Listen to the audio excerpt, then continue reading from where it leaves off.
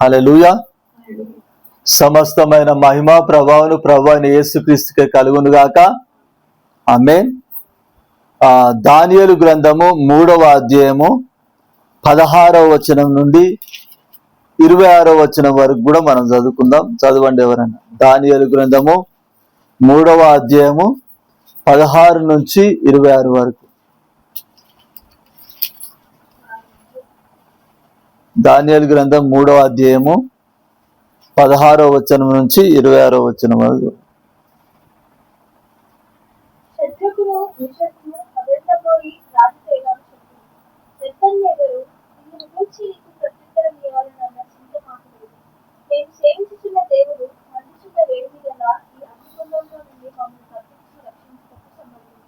మరియు నీ వశంలో పడకుండా ఆయన మమ్మల్ని రక్షించు. ఒకవేళ ఆయన రక్షింపకపోయినను రాజా, నీ దేవతలను మేము పూజించమని నీవు నిలవబెట్టించిన బంగారు ప్రతిమకు నమస్కరింపమని తెలుసుకున్నాను. అందుకు నెబుకద్నెజరు అత్యాగ్రహం పొందినందున షద్రక్, మెషక్, అబేద్నెగో వారి విషయంలో ఆయన ముఖము వికారమైన కనుక గుండము ఎప్పటికన్నా 7 అంతలు వేడిగా చేయమని ఆజ్ఞ ఇచ్చింది. మరియు ఆయన సైన్యంలో నుండి బలిష్ఠులలో కొందరిని పిలువనంపించి షద్రకును, మెషకును, అబేద్నెగోను బంధించి వేడిమి కలిగి మండుచున్న ఆ గుండంలో వేయడని ఆజ్ఞ ఇయ్యగా వారి వారి అంగీలను, నిలువుటంగీలను, పైవస్త్రములను, తక్కిన వస్త్రములను తీయకయే గుండబాటున బుద్ధుని వేడిగా కలిగి మండుచున్న ఆ గుండము నడుమ పడవేసి రాజాజ్ఞ తీవ్రమైనందునను గుండము మిక్కిలి వేడిమి గలదైనందున షద్రక్, మెషక్, అబేద్నెగోలను విసిరివేసిన ఆ మనుషులు అగ్ని జ్వాలల చేత కాల్చబడి చనిపోయారు. షద్రక్, మెషక్, అబేద్నెగోలను ఆ 3 మనుషులు బంధింపబడిన వారే వేడిమి కలిగి మండుచున్న ఆ గుండంలో పడగా రాజుకు నెబుకద్నెజరు ఆశ్చర్యపడి తీవ్రముగా లేచి, మేము 3 మనుషులను బంధించి ఈ అగ్నిలో వేసింది కదా అని తన మంత్రులను అడిగింది. వారు రాజా సత్యమే అని రాజుతో ప్రతిస్పందించారు. అందుకు రాజు, నేను 4 మనుషులు బంధకములు లేక అగ్నిలో సంచరించడం చూస్తున్నాను. వారికి హాని ఏమీ కలగలేదు. 4వ వాడి రూపము దేవతల రూపంతో పోలినదని వారికి ప్రతిస్పందించారు. అంతటా నెబుకద్నెజరు వేడిమి కలిగి మండుచున్న ఆ గుండము వాటి దగ్గరికి వచ్చి, షద్రక్, మెషక్, అబేద్నెగో దేవులారా, మహోన్నతులకు దేవుని సేవకులారా, బయటికి వచ్చి నా ఎదుట రండి అని పిలువగా షద్రక్, మెషక్, అబేద్నెగో ఆ గుండం అగ్నిలో నుండి బయటికి వచ్చింది. చాలు. హల్లెలూయా. ఈరోజు మన అంశం ఏంటిదంటే కనుక స్థిరమైన విశ్వాసం. మన అంశం ఏంటిది? స్థిరమైన విశ్వాసం. హల్లెలూయా. స్థిరమైన విశ్వాసం అంటే ఏంటిది? ఈ లోకరీతిగా ఎన్ని శోధనలు వచ్చినా కూడా, మరి ఏ అద్భుతము దేవుడు చేయకపోయినా కూడా ఇంకా విశ్వాసము కలిగి ఉండడమే ఏంటిది? స్థిరమైన విశ్వాసం. మన ప్రాణం పోయేంత వరకు కూడా మరి యేసు ప్రభునందు విశ్వాసం కలిగి ఉండడమే ఏంటిది? స్థిరమైన విశ్వాసం. హల్లెలూయా. మనం ఎలాంటి విశ్వాసం కలిగి ఉండాలి? స్థిరమైన విశ్వాసం కలిగి ఉండాలి. హల్లెలూయా. ఏ అద్భుతం జరగకపోతే, విశ్వాసం కలిగి ఉండి ఏ అద్భుతం కూడా జరగకపోతే వదిలేసే విశ్వాసం కాదు. హల్లెలూయా. ఎలాంటి విశ్వాసం కలిగి ఉండాలి? స్థిరమైన విశ్వాసం, మన ప్రాణం పోయేంత వరకు. హల్లెలూయా. మనం ఎట్లా డిసైడ్ కావాలంటే కనుక, దేవుడు నాకు ఈ లోకంలో ఏ మేలు చేసినా చేయకపోయినా పర్వాలేదు. హల్లెలూయా. నేను దేవుని మాత్రం నేను విడిచిపెట్టనని చెప్పి మనం డిసైడ్ కావాలన్నమాట, యోబులాగా. హల్లెలూయా. యోబు భక్తుడు కూడా ఏమంటాడా? యోబు వాళ్ళ భార్య ఉండి ఏమంటది? ఎందుకు మరి ఇంకా యథార్థతను వదిలిపెడతలేవు, దేవుని దూషించి చచ్చిపోరాదంటది. హల్లెలూయా. అయితే మరి యోబు భక్తుడు ఏమంటాడు? మూర్ఖురాలు మాట్లాడినట్టుగా మాట్లాడకు, దేవుడు మనకు అన్నిటి ఇచ్చినప్పుడు దేవుని స్తుతించడం, దేవుని ఆరాధించడం, దేవుడు మనకి కీడునిస్తే మరి అనుభవించొద్దా అని చెప్పి ఏం చేశాడు యోబు? దేవుని విడిచిపెట్టడానికి ఇష్టపడలేదు. హల్లెలూయా. మరి డిసైడ్ అయిపోయినా, మరి దేవుడు మేలు చేసినా కీడు చేసినా నేను అనుభవిస్తా కానీ దేవుని వదిలిపెట్టనని చెప్పి డిసైడ్ అయిపోయాడు. హల్లెలూయా. అలాగనే మరి మనం కూడా మన ప్రాణం పోయేంత వరకు కూడా మరి దేవుని యందు విశ్వాసాన్ని మనం అస్సలు విడిచిపెట్టకూడదు. హల్లెలూయా. మనం దేని కొరకు నమ్మాలి దేవుణ్ణి? ఇప్పుడు ఈ లోకరీతిగా దేవుడు అద్భుతాలు చేస్తాడు, చేయడంటారా? ఖచ్చితంగా చేస్తాడు. హల్లెలూయా. ఈ లోకరీతిగా దేవుడు అద్భుత రీతిగా మనల్ని కాపాడుతాడు, అద్భుత రీతిగా పోషిస్తాడు. హల్లెలూయా. దేవునికి అసాధ్యమైనది ఏదైనా ఉందా? ఏది కూడా లేదు. దేవునికి సమస్తము సాధ్యమే. హల్లెలూయా. అయితే కొన్నిసార్లు దేవుడు మనకు చెయ్యడు, కొన్నిసార్లు దేవుడు మనకు చేయడు, కొన్నిసార్లు. హల్లెలూయా. ఎందుకంటే కనుక అదొక పరీక్ష. హల్లెలూయా. ఈ లోకరీతిగా మనం ఏ అద్భుతం అనుభవించినా అనుభవించకపోయినా ఏం పర్వాలేదు. హల్లెలూయా. కానీ మనం ఏం పొందుకోవాలి? మనం నిత్య జీవాన్ని పొందుకోవాలి ముఖ్యంగా.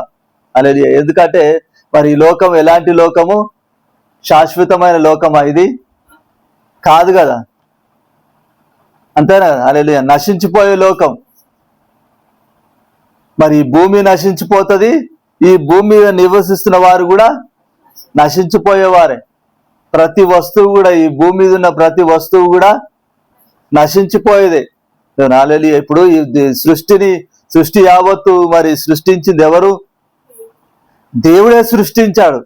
కానీ దేవుడు దీన్ని శాశ్వతంగా దేవుడు చేయలే. హల్లెలూయా. నశించిపోయే సృష్టిగానే దేవుడు పెట్టాడు. హల్లెలూయా. ఎందుకు నశించిపోయే సృష్టిగా దేవుడు పెట్టాడు అంటే గనక మనమందరం కూడా శాశ్వతమైన దాన్ని, ఈ సృష్టిలో ఉన్న దానికంటే కూడా గొప్పదాన్ని మనం పొందుకోవాలని చెప్పి దేవుడు ఈ సృష్టికి ఒక టైం ఫిక్స్ చేశాడు. హల్లెలూయా. శాశ్వతమైన ఆనందాన్ని, శాశ్వతమైన జీవమును, శాశ్వతమైన సంతోషాన్ని మనం సంపాదించుకోవాలని దేవుడు ఏం చేశాడు? దీనికి మరి ఈ సృష్టికి నాశనం అనేది పెట్టాడు దేవుడు. ఇప్పుడు ఆదాము హవ్వలు మరి ఆజ్ఞ అతిక్రమించిన తర్వాత దేవుడు ఏం చేశాడు? ఏదోని తోటలోంచి వాళ్ళని ఎలగొట్టాడు. ఎందుకు? అక్కడున్న జీవవృక్ష ఫలం కూడా తింటే బ్రతుకుతారు, చనిపోరు. కానీ ఎట్లా బ్రతుకుతారు? పాపములో జీవిస్తూ, శాపంలో జీవిస్తూ బ్రతుకుతారు. అయితే దేవునికి మనం పాపములో శాపంలో జీవించడం దేవునికి ఇష్టం లేదు. హల్లెలూయా. మనం నీతి కలిగి ఆశీర్వాదం కలిగి ఉండడం దేవునికి ఇష్టం. హల్లెలూయా. మరి నూతన యెరూషలేము పరిశుద్ధ పట్టణంలో ఇప్పుడు ఈ లోకంలో పాపం అనేది ఉందంటారా లేదంటారా? హల్లెలూయా. ఈ లోకంలో మనకేముంది? పాపం అనేది ఈ లోకంలో ఉంది. కాబట్టి నువ్వు ఎంత పరిశుద్ధంగా ఉండాలనుకున్నా నువ్వు ఏం చేస్తున్నావు? పాపం చేసేస్తున్నావు. అవునా? హల్లెలూయా. ఎందుకని? పాపం అనేది ఈ లోకంలో ఉంది. హల్లెలూయా. అయితే మరి నూతన యెరూషలేము పరిశుద్ధ పట్టణమును ఎలాంటి పట్టణముగా దేవుడు సృష్టించాడంటే మరి నీతి మాత్రమే నివసిస్తుంది. హల్లెలూయా. యేసు ప్రభువు అంటాడు, ఈ భూమి మీద ధనమును సమకూర్చుకొనకుడు కానీ పరలోకములో ధనమును సమకూర్చుకొనుడు అంటాడు. హల్లెలూయా. ఇక్కడ దొంగిలుతాడు, ఇక్కడ తుప్పిపట్టిపోతుంది. అయితే పరలోకములో ధనము మరి దొంగిల్లాడు, తుప్పు పట్టదు అంటాడు. ఎందుకు? అక్కడ దొంగతనం చేసే బుద్ధి ఉండదు కాబట్టి. హల్లెలూయా. ఇక్కడ దొంగతనం చేసే బుద్ధి అనేది ఉంది కాబట్టి ఇక్కడ దొంగిలుతాడు. హల్లెలూయా. అక్కడ మరి నూతన యెరూషలేము పరిశుద్ధ పట్టణంలో దొంగలు గాని, అబద్ధికులు గాని, మాంత్రికులు గాని ఎవరు కూడా ప్రవేశించారు. హల్లెలూయా. అక్కడ అందరూ కూడా ఎవరు ఉంటారంటే నీతిమంతులే ఉంటారు. హల్లెలూయా. కాబట్టి నీతి మాత్రమే ఆ నూతన యెరూషలేము పరిశుద్ధ పట్టణంలో నివసిస్తుంది. హల్లెలూయా. కాబట్టి మరి ఆ నూతన యెరూషలేము పరిశుద్ధ పట్టణంలో నీతి మాత్రమే నివసిస్తుంది. మరి శాశ్వతమైన ఆనందము, శాశ్వతమైన జీవము, శాశ్వతమైన ఆశీర్వాదము హల్లెలూయా అక్కడ మనకు కలుగుతుంది. హల్లెలూయా. కాబట్టి మన దేవుని నమ్మితే ముఖ్యంగా దేని కొరకు నమ్మాలంటే ఆ శాశ్వతమైన జీవం కొరకు మాత్రమే నమ్మాలి. హల్లెలూయా. ఈ లోకరీతిగా దేవుడు అద్భుతాలు చేస్తాడు. హల్లెలూయా. అద్భుతాలు చేస్తాడు కాబట్టి ఇక్కడ కూడా దేవుడు నమ్మమని చెప్పాడు దేవుడు. హల్లెలూయా. మరి మార్తకు కూడా మరి లాజరు చనిపోయిన తర్వాత యేసు ప్రభు 4వ దినాన మరి సమాధి దగ్గరకు వచ్చి యేసుప్రభు అంటాడు, ఆ రాయిని తొలగించండి అంటాడు. అన్నప్పుడు మార్తం ఏమంటది, అయ్యా ఇప్పటికే 4 దినాలు అవుతుంది చనిపోయి, మా తమ్ముడు చనిపోయి ఇప్పటికే 4 దినాలు అవుతుంది, ఇప్పుడు నువ్వు రాయి తీయమంటే మా పరిస్థితి ఏంది, కంపు కొడుతుంది అంటే యేసుప్రభు అంటాడు, నువ్వు నమ్మితే దేవుని మహిమను చూస్తావని చెప్పి నీతో చెప్పలేదా అంటాడు. హల్లెలూయా. అంటే ఈ లోకరీతిగా కూడా దేవుడు అద్భుతాలు చేస్తాడు కాబట్టి నమ్మాలి, నమ్మొద్దని కాదు. హల్లెలూయా. అయితే ఒకవేళ ఈ లోకరీతిగా అద్భుతం దేవుడు ఏ మేలు కూడా చేయకపోయినా కూడా దేవుని మనం విడిచిపెట్టద్దు. హల్లెలూయా. ఇప్పుడు మన మైండ్లో 2 రకాల మైండ్లు ఉంటాయి అన్నమాట, కాన్షియస్, సబ్ కాన్షియస్. హల్లెలూయా. సబ్ కాన్షియస్ అంటేనేమో ప్రతిరోజు మనం బ్రష్ చేస్తూ ఉంటాం కదా, బ్రష్ చేస్తాము, డ్రైవింగ్ చేస్తాము, వంట వండుతాము, ఇవన్నీ కూడా సబ్ కాన్షియస్ లో ఉంటాయి. కాబట్టి నీకు మతిమరుపు ఉన్నా కూడా ఇవి మర్చిపోవును. అయితే మిగతా అన్ని కూడా ఇవి కాకుండా, రోజు మనం చేసేటివి కాకుండా మిగతా అన్ని కూడా కాన్షియస్ లో ఉంటాయి అన్నమాట. హల్లెలూయా. అవి మనం మర్చిపోతాం కానీ సబ్ కాన్షియస్ లో ఉన్నాయి మర్చిపోము. హల్లెలూయా. ఎంత మరి ఆ జ్ఞాపక శక్తి కోల్పోయినా పళ్ళు దొంగకోకుండా ఉంటారా? లేదు కదా. అవునా? జ్ఞాపక శక్తి మొత్తం గతం మర్చిపోయినాడు కూడా ఏం చేస్తాడు, పొద్దుగా లేవగానే పళ్ళు దొంగతాడు. ఎందుకు? అది సబ్ కాన్షియస్ లో ఉండిపోతుంది. హల్లెలూయా.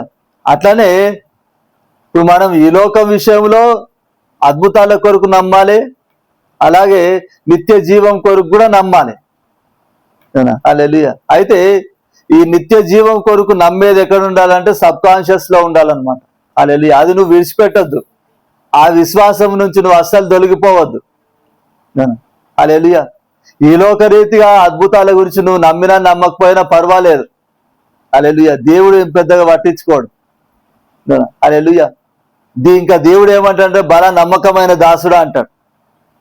హల్లెలూయా. ఎందుకంటే మరి చాలా మంది ఇప్పుడు ఈ లోకములు ఈ లోకరీతిగా మరి అద్భుతాల కొరకు మాత్రమే నమ్మితే గనుక ఏ అద్భుతం కూడా జరగకపోతే వెనుకకు తిరిగి వెళ్ళిపోతారు. హల్లెలూయా. అలాంటి విశ్వాసులు కాదు దేవునికి కావాల్సింది. ఏ అద్భుతం జరగకపోయినా కూడా, ఏ మేలు కూడా జరగకపోయినా కూడా దేవుని యందు విశ్వాసం ఉంచే విశ్వాసే దేవునికి కావాలి. హల్లెలూయా. అంటే మరి నువ్వు దేని కొరకు నమ్మితే నువ్వు దేని కొరకు నమ్మాలి, నువ్వు ఆ నిత్య జీవం కొరకు మాత్రమే మొదలు నమ్మాలి. హల్లెలూయా. తర్వాత మిగతా వాటి విషయంలో. హల్లెలూయా. మరి ఇక్కడ ఈ దానియేలు గ్రంథంలో 3వ అధ్యాయంలో 16 నుంచి మరి ఈ 3వ అధ్యాయం అంతా కూడా ఏం జరుగుతుందంటే, నెబుకద్నెజర్ రాజు ఒక పెద్ద విగ్రహమును మరి తయారు చేసి మరి ఒక మైదానంలో పెట్టి మరి ఆయన రాజ్యంలో ఉన్న వారందరికి కూడా ఏమని ఆజ్ఞిస్తాడు, అందరు కూడా దీనికి మొక్కాలని చెప్పి ఆజ్ఞిస్తాడు. హల్లెలూయా. అయితే కొంతమంది ఇప్పుడు యూదుల మీద కుట్రబన్ని ఏం చేస్తారంటే, మరి షద్రకు, మేషకు, అబేద్నెగోల మీద కుట్రబన్ని ఏం చేస్తారంటే మరి వాళ్ళ మీద ఇంకా లేనిపోయినవి కూడా కలిపి నెబుకద్నెజర్ రాజుతో చెప్తారు. హల్లెలూయా. రాజా, నువ్వు శాసనం రాసినావు కదా, నువ్వు ఆజ్ఞించినావు కదా, నువ్వు చేసిన మరి విగ్రహానికి మొక్కుమని చెప్పి నువ్వు ఆజ్ఞించావు కదా, అయితే ఒక 3 వ్యక్తులు మాత్రము మరి నువ్వు చేసిన విగ్రహానికి మొక్కడానికి ఇష్టపడట్లేదు. హల్లెలూయా అని చెప్తారనమాట. హల్లెలూయా. యాక్చువల్ గా అయితే బైబిల్ మరి దానియేలు గ్రంథంలో 4 భక్తులు ఉన్నారు.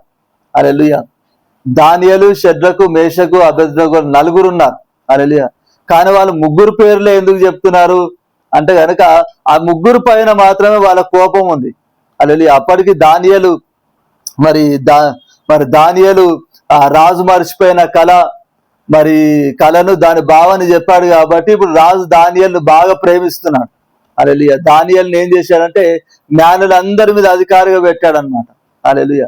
అయితే మరి దానియేలు బ్రతిమలాడినప్పుడు ఈ 3 కూడా షద్రకు, మేషకు, అబేద్నెగోలను కూడా మరి వాళ్ళ 3 కూడా ఒక అధికారిగా పెట్టాడు.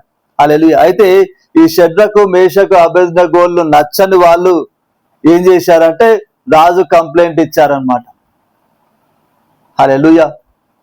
అయితే ఇప్పుడు రాజు ఏం చేశాడు, వాళ్ళని పిలిపించి, మరి నేను విన్నది నిజమేనా, నేను సృష్టించిన నేను తయారు చేసిన మరి దేవతకు మీరు మొక్కమని చెప్పి చెప్తారా అని అంటే వాళ్ళు ఏమంటారంటే, అయ్యా మేము మొక్కము, హల్లెలూయా, మేము యెహోవా దేవుని తప్ప ఎవరు కూడా మేము మొక్కమంటారు.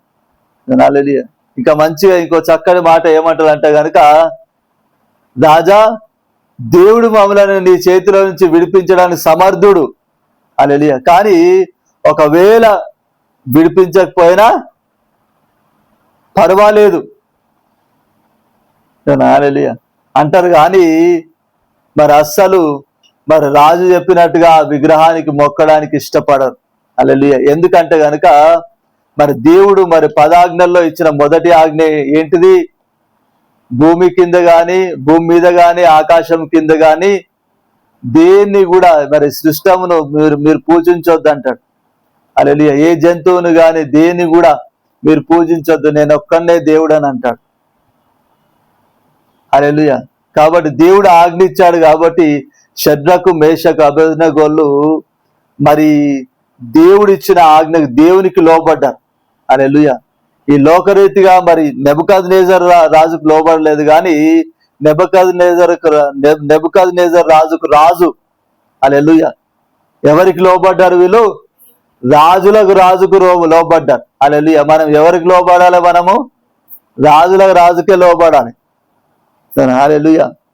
మరి ఈ రోజులలో చాలా మంది క్రైస్తవులు కూడా మరి ఎవరికి లోబడుతున్నారంటే తోటి మనిషికి లోబడుతున్నారు, హల్లెలూయా. రాజును పక్కన పెట్టేస్తున్నారు, దేవుడు క్షమించేస్తాడులే, హల్లెలూయా, చిన్న తప్పే కదా, అమ్మ ఇది చేయకపోతే వాళ్ళు ఏమనుకుంటారేమో, మా అక్క ఏమనుకుంటుందో, మా అన్న ఏమనుకుంటాడో, మా తమ్ముడు ఏమనుకుంటాడో, ఇట్లా అని చెప్పి మరి అక్క తమ్ముళ్లకు అన్న చెల్లెళ్లకు భయపడిపోయి ఏం చేస్తూ ఉంటారంటే కొన్నిసార్లు దేవునికి విరోధమైన కార్యాలు చేసేస్తూ ఉంటారు.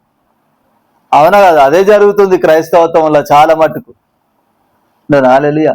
100% దేవునికి విధేయత చూపించే వాళ్ళు చాలా తక్కువ, హల్లెలూయా. దేవునికి మనం ఎంత విధేయత చూపించాలి, 100%, 100కు 100% విధేయత చూపించాలి, హల్లెలూయా. ఇప్పుడు యేసు ప్రభు ఎంత విధేయత చూపించాడు తండ్రి అని దేవునికి, శిలువ మరణం పొందినంత. శిలువ మరణం అంటే మామూలు మరణమా, మామూలు మరణం అంటారా, కాదు, చిత్రహింసలతో కూడిన మరణము, హల్లెలూయా. మనకు ఒక్క దెబ్బ తగిలితేనే మనం విలవిల్లాడిపోతాం మనం, హల్లెలూయా. అలాంటిది 39 కొరడా దెబ్బలు అంటే ఎట్లుంటాయి, మాంసము రక్తం కూడా బయటకు వచ్చేస్తుంది, ఎంత నొప్పి ఉంటుంది చూడండి, హల్లెలూయా. తలలో ముళ్ళ కిరీటము, ఒక ముళ్ళు గుచ్చుకుంటే మనం అసలు నడవలేము, కాలికి కొంచెం ముళ్ళు ఎంత ఉంటది, సన్నగా ఉంటది, ముళ్ళు చిన్నగా ఉంటది, హల్లెలూయా. ఆ చిన్న ముళ్ళు గుచ్చుకున్నా మనకి ఎంతో నొప్పిలేస్తుంది మనకి, అవునా. అలాంటి మరి యేసు ప్రభు తలకి ముళ్ళ కిరీటం తలకి పెట్టబడింది, కాలుకు కాదు. తల ఇంకా చాలా డెలికేటు, తలకు ఏదైనా దెబ్బ తగిలిందంటే అది ప్రాణాపాయ స్థితి, అవును, హల్లెలూయా. కాలిరిగినా చెయ్యిరిగినా మన ప్రాణానికి ఏమి అపాయం లేదు, కానీ తలకి ఏదన్నా దెబ్బ తగిలితే కనుక మరి మనకి చాలా మరి ప్రాణాపాయ స్థితి, హల్లెలూయా. మరి ఆ తలకే ముళ్ళ కిరీటం పెట్టబడింది. మరి ఎన్నో కేజీల బరువున్న మరి దాదాపు 400-500 కేజీల బరువున్న సిలువను మరి యేసు ప్రభు గొల్గోతా పర్వతం మీదికి మోసుకొని పోయాడు, హల్లెలూయా. మరి దాహం అడిగినప్పుడు ఏమిచ్చారు యేసు ప్రభుకు, చేదు చెరికనిచ్చారు, ప్రక్కలో బల్లెపు పోటు, మరి చేతుల మరి యేసు ప్రభు మరి యేసు ప్రభుతో పాటు ఇంకా 2 దొంగలను కూడా సిలువ వేశారు. అయితే వాళ్ళను సిలువ వేసిన విధానం వేరు, యేసు ప్రభుని సిలువ వేసిన విధానం వేరు. వాళ్ళనేమో తాళ్లతో కట్టారు, యేసు ప్రభును తాళ్లతోటి కాదు, మేకుల మీద విరేలాడదీశారు, అరచేతుల్లో మేకులు, కాళ్ళలో మేకు, హల్లెలూయా. మరి ఎంత పెయిన్ ఉంటుంది యేసు ప్రభుకు, ఎంతో బాధ, ఎంతో వేదన, హల్లెలూయా. మరి అలాంటి మరణమును మరి పొందునంతగా తండ్రి అయిన దేవునికి విధేయత చూపించాడంట. హల్లెలూయా. మనం కూడా అంత విధేయత చూపించాలి. మన ప్రాణం పోయేంత విధేయత చూపించాలి మనం దేవునికి. ఇప్పుడు ఈ దానియేలు గ్రంథంలో చూసుకుంటే షద్రకు, మేషకు, అబేద్నెగోలు, దానియేలు నలుగురు కూడా, హల్లెలూయా, నలుగురు కూడా వాళ్ళ ప్రాణాల కంటే కూడా ఎక్కువగా ఎవరిని ప్రేమించారంటే దేవుని ప్రేమించాడు. యేసుప్రభు చెప్పాడు కదా, యేసుప్రభు ఏం చెప్పాడు? నా నిమిత్తం తన ప్రాణమును పోగొట్టుకున్న వాడు దాన్ని తిరిగి దక్కించుకోను అంటాడు. హల్లెలూయా. తన ప్రాణమును దక్కించుకున్న గోరువాడు దానిని పోగొట్టుకోను అంటాడు. హల్లెలూయా. ఆ వాక్యమును వీళ్ళు నెరవేర్చారు దానియేలు గ్రంథంలో. హల్లెలూయా. షద్రకు, ఇప్పుడు ఇక్కడ 3వ అధ్యాయంలో షద్రకు, మేషకు, అబేద్నెగోల గురించి ఉంటది. 6వ అధ్యాయంలో దానియేలు గురించి ఉంటది. హల్లెలూయా. దానియేలుకు కూడా మరి రాజు ఏమని శాసనం రాశాడు? దానియేలుకు కూడా ఏమని శాసనం రాశారంటారు? 30 దినాల వరకు కూడా ఏ దేవతకు కూడా మరి ఏ దేవతకు కానీ ఏ దేవునికి కానీ ఎవరు కూడా 30 దినాల వరకు మొక్కొద్దు. హల్లెలూయా. మొక్కిర్రంటే, ఆరాధన చేసిర్రంటే, స్తుతించిర్రంటే ఏం జరుగుతుంది? సింహాల గుహలో వేయబడతారు. హల్లెలూయా. అలాంటి కఠినమైన శాసనం ఉంది. అయినా కానీ దానియేలు ఏం చేశాడు? అది పక్కన పెట్టేసి ముమ్మారు మరి ప్రార్థన చేశాడు. హల్లెలూయా. మనమేనా ఏదైతే కాంప్రమైజ్ అవుతుంటే మేము ఖాళీ 4 రోజులే కదా, ఖాళీ 4 రోజులే. నెల తర్వాత మరి ఎంతగానో ప్రార్థన చేసుకోవచ్చు. 4 రోజులే కదా అని చెప్పి ఏం చేస్తారు చాలా మంది? ఆ 4 రోజులు ప్రార్థన చేయకుండా ఉంటారు. ఇప్పుడు ఎంతో మంది యూదులు ఉన్నారు, లక్షల మంది యూదులు ఉన్నారు. హల్లెలూయా. బబులోను దేశంలో, మన బబులోను దేశానికి ఎంతో మంది, ఖాళీ దానియేలు, షద్రకు, మేషకు, అబేద్నెగోలు మాత్రమే పోయినరా? లేదు, లక్షల మంది పోయినరు. హల్లెలూయా. కానీ ఆ లక్షల మందిలో ఖాళీ షద్రకు, మేషకు, అబేద్నెగోలు మాత్రమే మరి రాజు ముందర నిలబడ్డారు. దానియేలు మాత్రమే సింహాల గుహలో వేయబడ్డాడు. హల్లెలూయా. షద్రకు, మేషకు, అబేద్నెగోలు మాత్రమే అగ్నిగుండంలో వేయబడ్డారు. అంటే మిగతా వాళ్ళందరూ కూడా ఎవరు కాంప్రమైజ్ అయిపోయారు. హల్లెలూయా. ఆ రాజు చెప్పినట్టుగా మరి మిగతా వాళ్ళందరూ కూడా ఆ బొమ్మకే మొక్కుతున్నారు. హల్లెలూయా. కానీ ఈ నలుగురు మాత్రము మరి కాంప్రమైజ్ కాలే. హల్లెలూయా. షద్రకు, మేషకు, అబేద్నెగోలు, దానియేలు మాత్రము ఎవరికి లోబడ్డారు అంటే రాజుకే లోబడ్డారు. హల్లెలూయా. మనం రాజులకు లోబడాలి, నాయకులకు లోబడాలి, కాదని కాదు. హల్లెలూయా. కానీ అది దేవునికి వ్యతిరేకంగా చెప్తే కనుక మనం అస్సలు లోబడదు. హల్లెలూయా. మనం లోబడాల్సింది ఎవరికంటే దేవునికే మనం లోబడాలి. హల్లెలూయా. ఎవరికి మనం విధేయత కలిగి ఉండాలి? దేవునికే విధేయత కలిగి ఉండాలి. హల్లెలూయా. కానీ చాలా మటుకు క్రైస్తవత్వం ఏమవుతుంది? దేవునికి విధేయత చూపించాల్సింది మనుషులకు చూపిస్తుంది. దేవుని భయపడట్లేదు. హల్లెలూయా. దేవుడు ప్రేమగల్లోడు, దేవుడు మరి క్షమించేస్తాడులే అని చెప్పి సమర్థించుకుంటారు, కానీ దేవునికి భయపడట్లేదు. హల్లెలూయా. దేవుని భయపడకుండా మనుషులకు భయపడుతున్నారు. హల్లెలూయా. మన మనుషులకు కాదు. యేసుప్రభు చెప్పింది ఏంటిది? మీరు కాలిని శరీరాన్ని చంపేవానికి నువ్వు భయపడద్దు, కానీ నీ ఆత్మను శరీరమును కూడా నరకంలో వేసేటానికి భయపడమంటారు. హల్లెలూయా. మనం ఎవరికి భయపడాలి? మన ఆత్మను శరీరాన్ని కూడా నరకంలో వేసేవానికి భయపడాలి. హల్లెలూయా. ఖాళీ మన శరీరాన్ని మాత్రమే పొడిచి చంపేటానికి కాదు. హల్లెలూయా. ఇప్పుడు ఈ లోకరీతిగా చచ్చిపోతే మన ఆత్మకేం ప్రాబ్లం ఉండదు. హల్లెలూయా. అయితే మరి దేవుని దృష్టిలో నువ్వు ఆత్మీయంగా చచ్చిపోతే గనక నీ ఆత్మ శరీరం రెండు కూడా ఎక్కడ పోతాయి? అగ్నిగుండంలో పడద్రోయబడతాయి. హల్లెలూయా. మరి మన ఆత్మను శరీరమును అగ్నిగుండంలో వేసేవానికి మనం భయపడాలి, కానీ శరీర రీతిగా చంపేటానికి కాదు. హల్లెలూయా. ఇప్పుడు ఇక్కడ షద్రకు, మేషకు, అబేద్నెగోలు ఈ 3వ అధ్యాయంలో మరి ఎవరికి భయపడుతున్నారు? ఈ నెబుకద్నెజర్ రాజు కాదు. హల్లెలూయా. ఆ 7 అంతల అగ్నికి కాదు. ఇప్పుడు నెబుకద్నెజర్ రాజు మరి వీళ్ళు మరి ఆ బొమ్మకు మొక్కమని చెప్పినందుకు నెబుకద్నెజర్ రాజుకి ఏమైపోయింది? చాలా కోపం వచ్చింది. హల్లెలూయా. కోపంతో ఏం చేశాడు? ఎప్పటికంటే కూడా 7 అగ్నిని పెంచాడు అనమాట. హల్లెలూయా. అంత కోపం ఉందన్నమాట ఆయనకు వాళ్ళ మీద. ఆహా, నా ఆజ్ఞను కాదంటారా, నేను మరి తయారు చేసిన బొమ్మకు మొక్కమని అంటారా, నా ఆజ్ఞనే పక్కన పెడతారా, నేను రాజును అని చెప్పి ఏం చేశాడు? మరి ఎప్పటికంటే కూడా 7 అగ్నిని 7 చేపించాడు. హల్లెలూయా. ఆ వేడికి మరి ఈ ముగ్గురిని ఎవరైతే ఈ ముగ్గురిని అగ్నిగుండంలో వేసిండ్రో ఆ వేసిన వాళ్ళు చాలా బలవంతులే, కానీ కాలి అగ్ని సెగకే గాలి చచ్చిపోయారంట. అంటే చూడండి ఎంత మంట, ఆయన కోపం ఎంత ఉందో మంట అంతా పెట్టిండనమాట. హల్లెలూయా. ఇది మరి షడ్రకు, మేషకు, అబేద్నెగోలకు ఇది ఒక పరీక్ష. ఇది హల్లెలూయా. ఇప్పుడు ఇక్కడ దేవుడు అగ్నిగుండంలో వాళ్ళు పడద్రోయబడేంత వరకు దేవుడు వాళ్ళకి కనబడతలేడు. దేవుడు హల్లెలూయా. దేవుడు ఎప్పుడు కనిపించాడు వాళ్ళకి? అగ్నిగుండంలో పడద్రోయబడ్డ తర్వాత, ఆ 7 అగ్నిలో వేయబడ్డ తర్వాత 4వ వాడిగా కనిపించాడు. హల్లెలూయా. అప్పటి వరకు దేవుడు కనబడలే, ఎందుకంటే అది వాళ్ళకి పరీక్ష. హల్లెలూయా. దేవుడు ఎంతవరకు ఆగుతాడంటే నీ ప్రాణం పోతుంది అన్నంత వరకు ఆగుతాడు దేవుడు. కొన్నిసార్లు నీ ప్రాణం పోవచ్చు కూడా. ఇప్పుడు స్మరణ సంఘంతో దేవుడు ఏమంటాడు? మరణం వరకు నువ్వు నమ్మకంగా ఉండు, నీకు జీవ కిరీటం ఇస్తా అంటాడు. హల్లెలూయా. అంటే ఎంతవరకు నమ్మకంగా ఉండాలి వాళ్ళు? మరణం వరకు. హల్లెలూయా. చచ్చిపోతారు, చచ్చిపోయిన తర్వాత ఏమిస్తా అంటాడు? జీవ కిరీటం ఇస్తా అంటున్నాడు, కానీ కాపాడుతా అంటలేడు.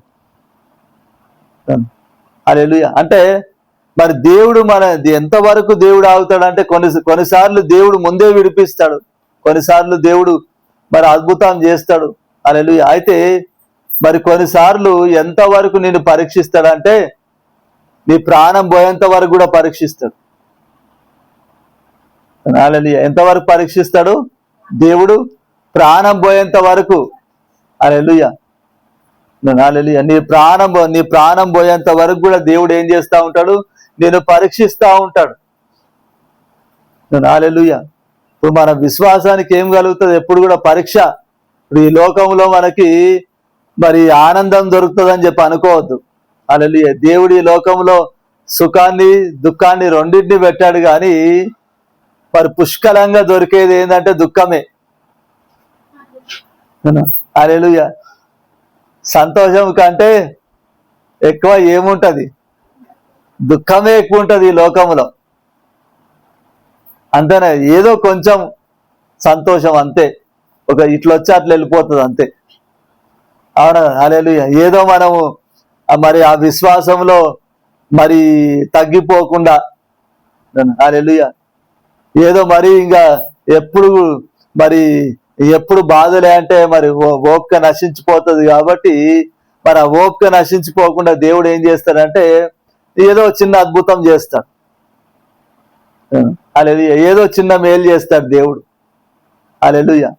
ఆ చిన్న మేలును బట్టి ఏమైపోతుంది? మళ్ళా మన పోయిన ప్రాణం తిరిగి వచ్చినట్టుగా ఉంటుంది. తర్వాత మళ్ళీ ఇంకో సమస్య. అంతేనా కదా? హల్లెలూయా. నీకు సుఖమేమో కానీ లోకంలో మరి దుఃఖం మాత్రం చాలా పుష్కలంగా ఉంటుంది, ఎక్కువగా ఉంటుంది. ఎందుకంటే ఇక్కడ మనకు పరీక్ష. హల్లెలూయా. ఇక్కడ మరి ఈ లోకంలో మనకేముంటది? పరీక్ష అనేది ఉంటది. హల్లెలూయా. ఈ లోకం ఎలాంటి స్థలం అంటే పరీక్షా స్థలం అన్నమాట. హల్లెలూయా. ఎందుకంటే మరి దేవుడు మనకి గొప్ప బహుమానాలు ఇవ్వాలని చెప్పి దేవుడు సిద్ధంగా ఉన్నాడు. సో ఆ బహుమానాలు పొందుకోవాలంటే మనం పరీక్షలో పాస్ కావాలి కదా. అవునా కదా? హల్లెలూయా. ఇప్పుడు గోల్డ్ మెడల్ సాధించాలంటే మరి పిల్లలు ఎగ్జామ్ లో పాస్ అయితేనే కదా గోల్డ్ మెడల్, ఫస్ట్ ర్యాంక్ వస్తేనే కదా గోల్డ్ మెడల్ వచ్చేది. అంతేనే కదా? హల్లెలూయా. మన గోల్డ్ మెడల్ సంపాదించుకోవాలంటే వాళ్ళకి ఏం కావాలి? వాళ్ళ పరీక్ష అనేది ఉండాలి. మంచి ఉద్యోగాలు సంపాదించుకోవాలంటే వాళ్ళకి ఏముండాలి? పిల్లలకి పరీక్ష అని ఎగ్జామ్ అనేది ఉండాలి. ఎగ్జామ్ అనేది ఎందుకు ఉంటది? ఎంత చదువుకున్నారు, వీళ్ళకి ఎంత నాలెడ్జ్ ఉంది తెలుసుకోవడం కోసం. ఆ నాలెడ్జ్ని బట్టి వాళ్ళకు ఉద్యోగాలు ఇస్తారు. హల్లెలూయా. అంటే మరి పరీక్ష అనేది ఎందుకు ఉంటుంది? వీరు ఎంత విశ్వాసం కలిగి ఉంటున్నారు, ఎంత మరి నా వాక్యాన్ని నేర్చుకున్నారు. హల్లెలూయా. ఇప్పుడు దేవుడు మీకు ఒట్టిగానే పరీక్ష పెడుతుండ అంటే లేదు, మొదలు వాక్యం బోధిస్తున్నాడు దేవుడు. హల్లెలూయా. నీకు పరీక్ష ముందు ఉంటుందా, వాక్యం ముందు ఉంటుందా అంటే వాక్యమే ముందు ఉంటుంది. ఇప్పుడు ఆదాము అవ్వలకు దేవుడు ఎప్పుడు మరి మంచి చెడ్డల జ్ఞానం ఇచ్చే పండు తినొద్దని చెప్పి ఎప్పుడు చెప్పాడు? తినదినమున చచ్చిపోతారని చెప్పి ఎప్పుడు చెప్పాడు?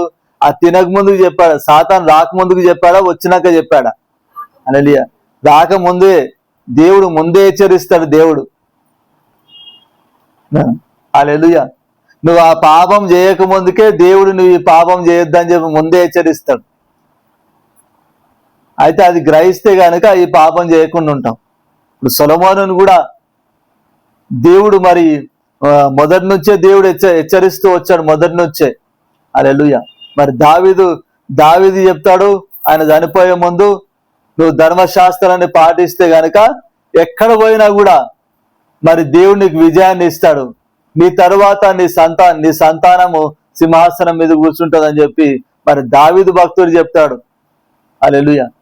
తర్వాత మరి సొలొమోను జ్ఞానం అడిగినప్పుడు కూడా దేవుడు ఏం చేస్తాడంటే, సరే నువ్వు జ్ఞానాన్ని అడుగుతున్నావు కదా, కాబట్టి ఐశ్వర్యము ఘనత అంతా కూడా నీకు ఇస్తున్నాను, రాజుల్లో నీలాంటి వాడు పుట్టబోడు.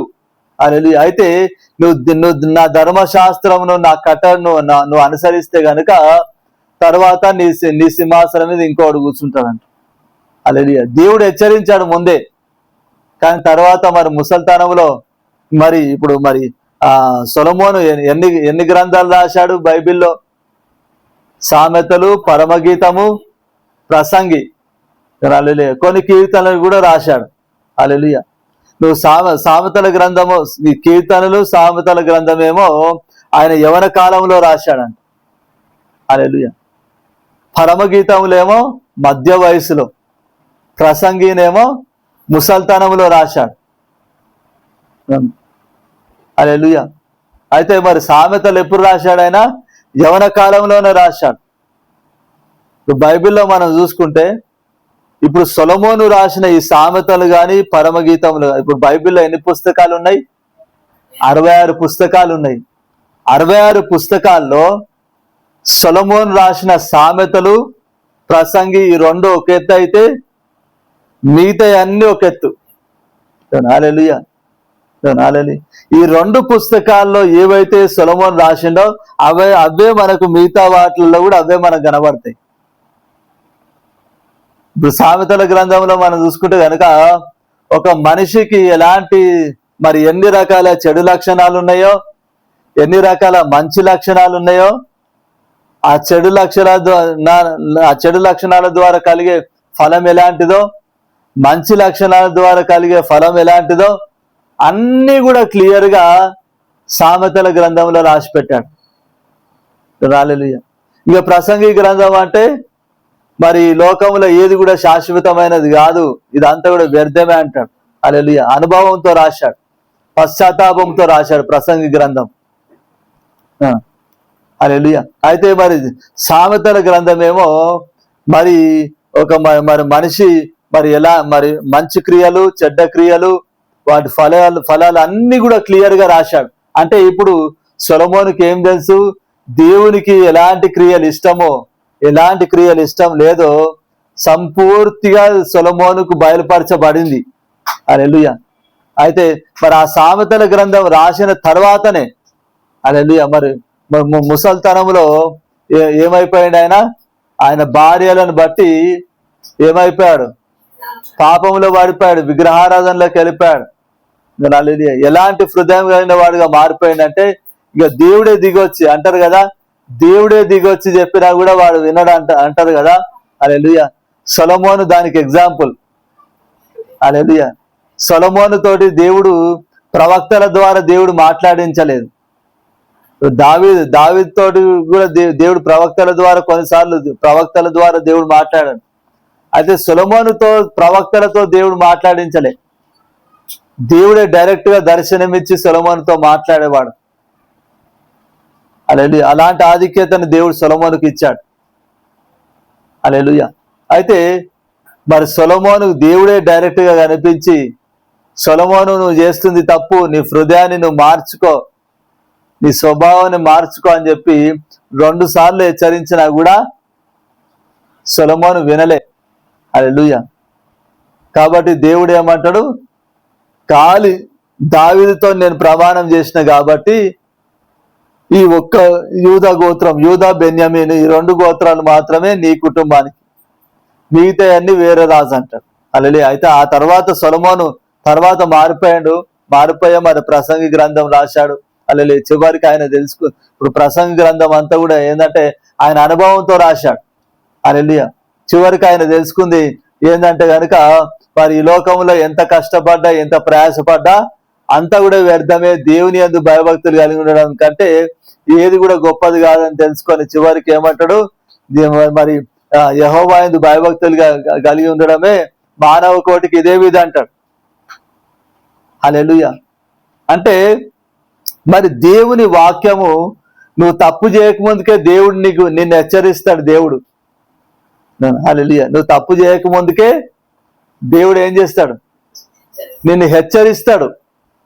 హల్లెలూయా. ఇప్పుడు ఎగ్జామ్ అనేది డైరెక్ట్ ఎగ్జామ్ పెడతారా? ఫస్ట్ 9 నెలలు పిల్లలకు 9 నెలలు ఏం చేస్తారు, క్లాసులు చెప్తారు. అవునా కదా? 9 నెలలు క్లాసులు చెప్పి హల్లెలూయా తర్వాత లాస్ట్ లో మరి ఎగ్జామ్ పెడతారన్న, వీళ్ళు ఎంత నేర్చుకున్నారు, హల్లెలూయా, వీళ్ళు ఎంత పాటిస్తున్నారు, వీళ్ళు ఎంత నేర్చుకున్నారు అని చెప్పి మరి ఎగ్జామ్ పెడతారు. హల్లెలూయా. మరి ఎగ్జామ్ లో వాళ్ళు మంచిగా రాస్తే పాస్ అవుతారు, మంచిగా రాయకపోతే ఫెయిల్ అవుతారు. అవునా? హల్లెలూయా. అలాగనే దేవుడు మనకు వాక్యం బోధిస్తాడు. దేవుడు ముందుగానే హల్లెలూయా వాక్యం బోధించి ఆ తర్వాత దేవుడు పరీక్ష పెడతాడు. ఖచ్చితంగా పరీక్ష అనేది ఖచ్చితంగా ఉంటది. హల్లెలూయా. మనం నాకెందుకు పరీక్ష, నేనేం చేసిన అని చెప్పి నాకు ఈ శిక్ష అని చెప్పి అనుకుంటాం. నువ్వు ఏదో చేసినందుకు కాదు శిక్ష, నువ్వు ఎంత నేర్చుకున్నావు, నీ విశ్వాసం ఎలాంటిది. హల్లెలూయా. అది తెలుసుకోవడం కోసమే ఇప్పుడు సాతానుడు తీసుకురావడం. ఇప్పుడు శోధనలు అనేది ఎవరు తీసుకొస్తారు? సాతానే తీసుకొస్తాడు, కాదని కాదు. హల్లెలూయా. సాతానుడు వాడొక ప్లాన్ తో తీసుకొని వస్తాడు. సాతాను గాని ప్లాన్ ఏంటిది? మొత్తం అందరినీ నాశనం చేయాలనే సాతాను గాని ప్లాన్. హల్లెలూయా. అయితే మరి దేవుడు మరి ఆ శోధన, సాతాను గారు తీసుకొచ్చిన శోధన దేవుడు ఎట్లా వాడతాడంటే పరీక్ష కోసం వాడతాడు. హల్లెలూయా. అయితే ఇప్పుడు మరి మనము ఆ పరీక్షలో మనం గెలవాలి. హల్లెలూయా. పరీక్షలో ఏం కావాలి? గెలవాలి ఆ పరీక్షలో. హల్లెలూయా. అంటే మరి మనం ఏం చేస్తే గెలుస్తాము? మన ప్రాణం పోయినా కూడా దేవునికి విధేయత కలిగి ఉన్నప్పుడు ఆ పరీక్ష గెలుస్తాం మనం. హల్లెలూయా. ఇప్పుడు ఇక్కడ షద్రకు మేషకు అబేద్నెగోలను ఎంతవరకు దేవుడు పరీక్షించాడు? అగ్నిగుండంలో వేయబడేంత వరకు దేవుడు పరీక్షించాడు. హల్లెలూయా. ఇప్పుడు యాక్చువల్గా అయితే మరి రాజు 7 అంతలు అగ్నిగుండం చేయండి అని చెప్పి అన్నప్పుడే వీళ్ళకి ఏం కావాలి? భయం కలగాలి. అమ్మ ఇదంతా ఎందుకు, ప్రాణాలు పోగొట్టుకోవడం ఎందుకు, ఏదో ఒక్కసారే మొక్కుమంటుండు కదా, రోజంతా మొక్కుమంటలేడు కదా. హల్లెలూయా. ఒక్కసారి మొక్క అట్లా పక్కకు జరిగితే అయిపోయే, దానికి ఎందుకు ఇంత రాజాంతం చేయడం అని చెప్పి కాంప్రమైజ్ కావచ్చు, కానీ అయిందా? కాలే. హల్లెలూయా. మనమైనా అయితే మేము కొంతమంది, చాలా మంది క్రైస్తవులు అట్లనే ఉన్నారు కదా, కాంప్రమైజ్ అయిపోతూ ఉంటారు. హల్లెలూయా. ఏముందిలే, ఒక్కటే కదా, ఇక చిన్నదే కదా, చేసేస్తే అయిపోతుంది. ఇప్పుడు కొంతమంది సేవకులు కూడా కొన్ని అట్లనే బోధిస్తున్నారు. అవునా? హల్లెలూయా.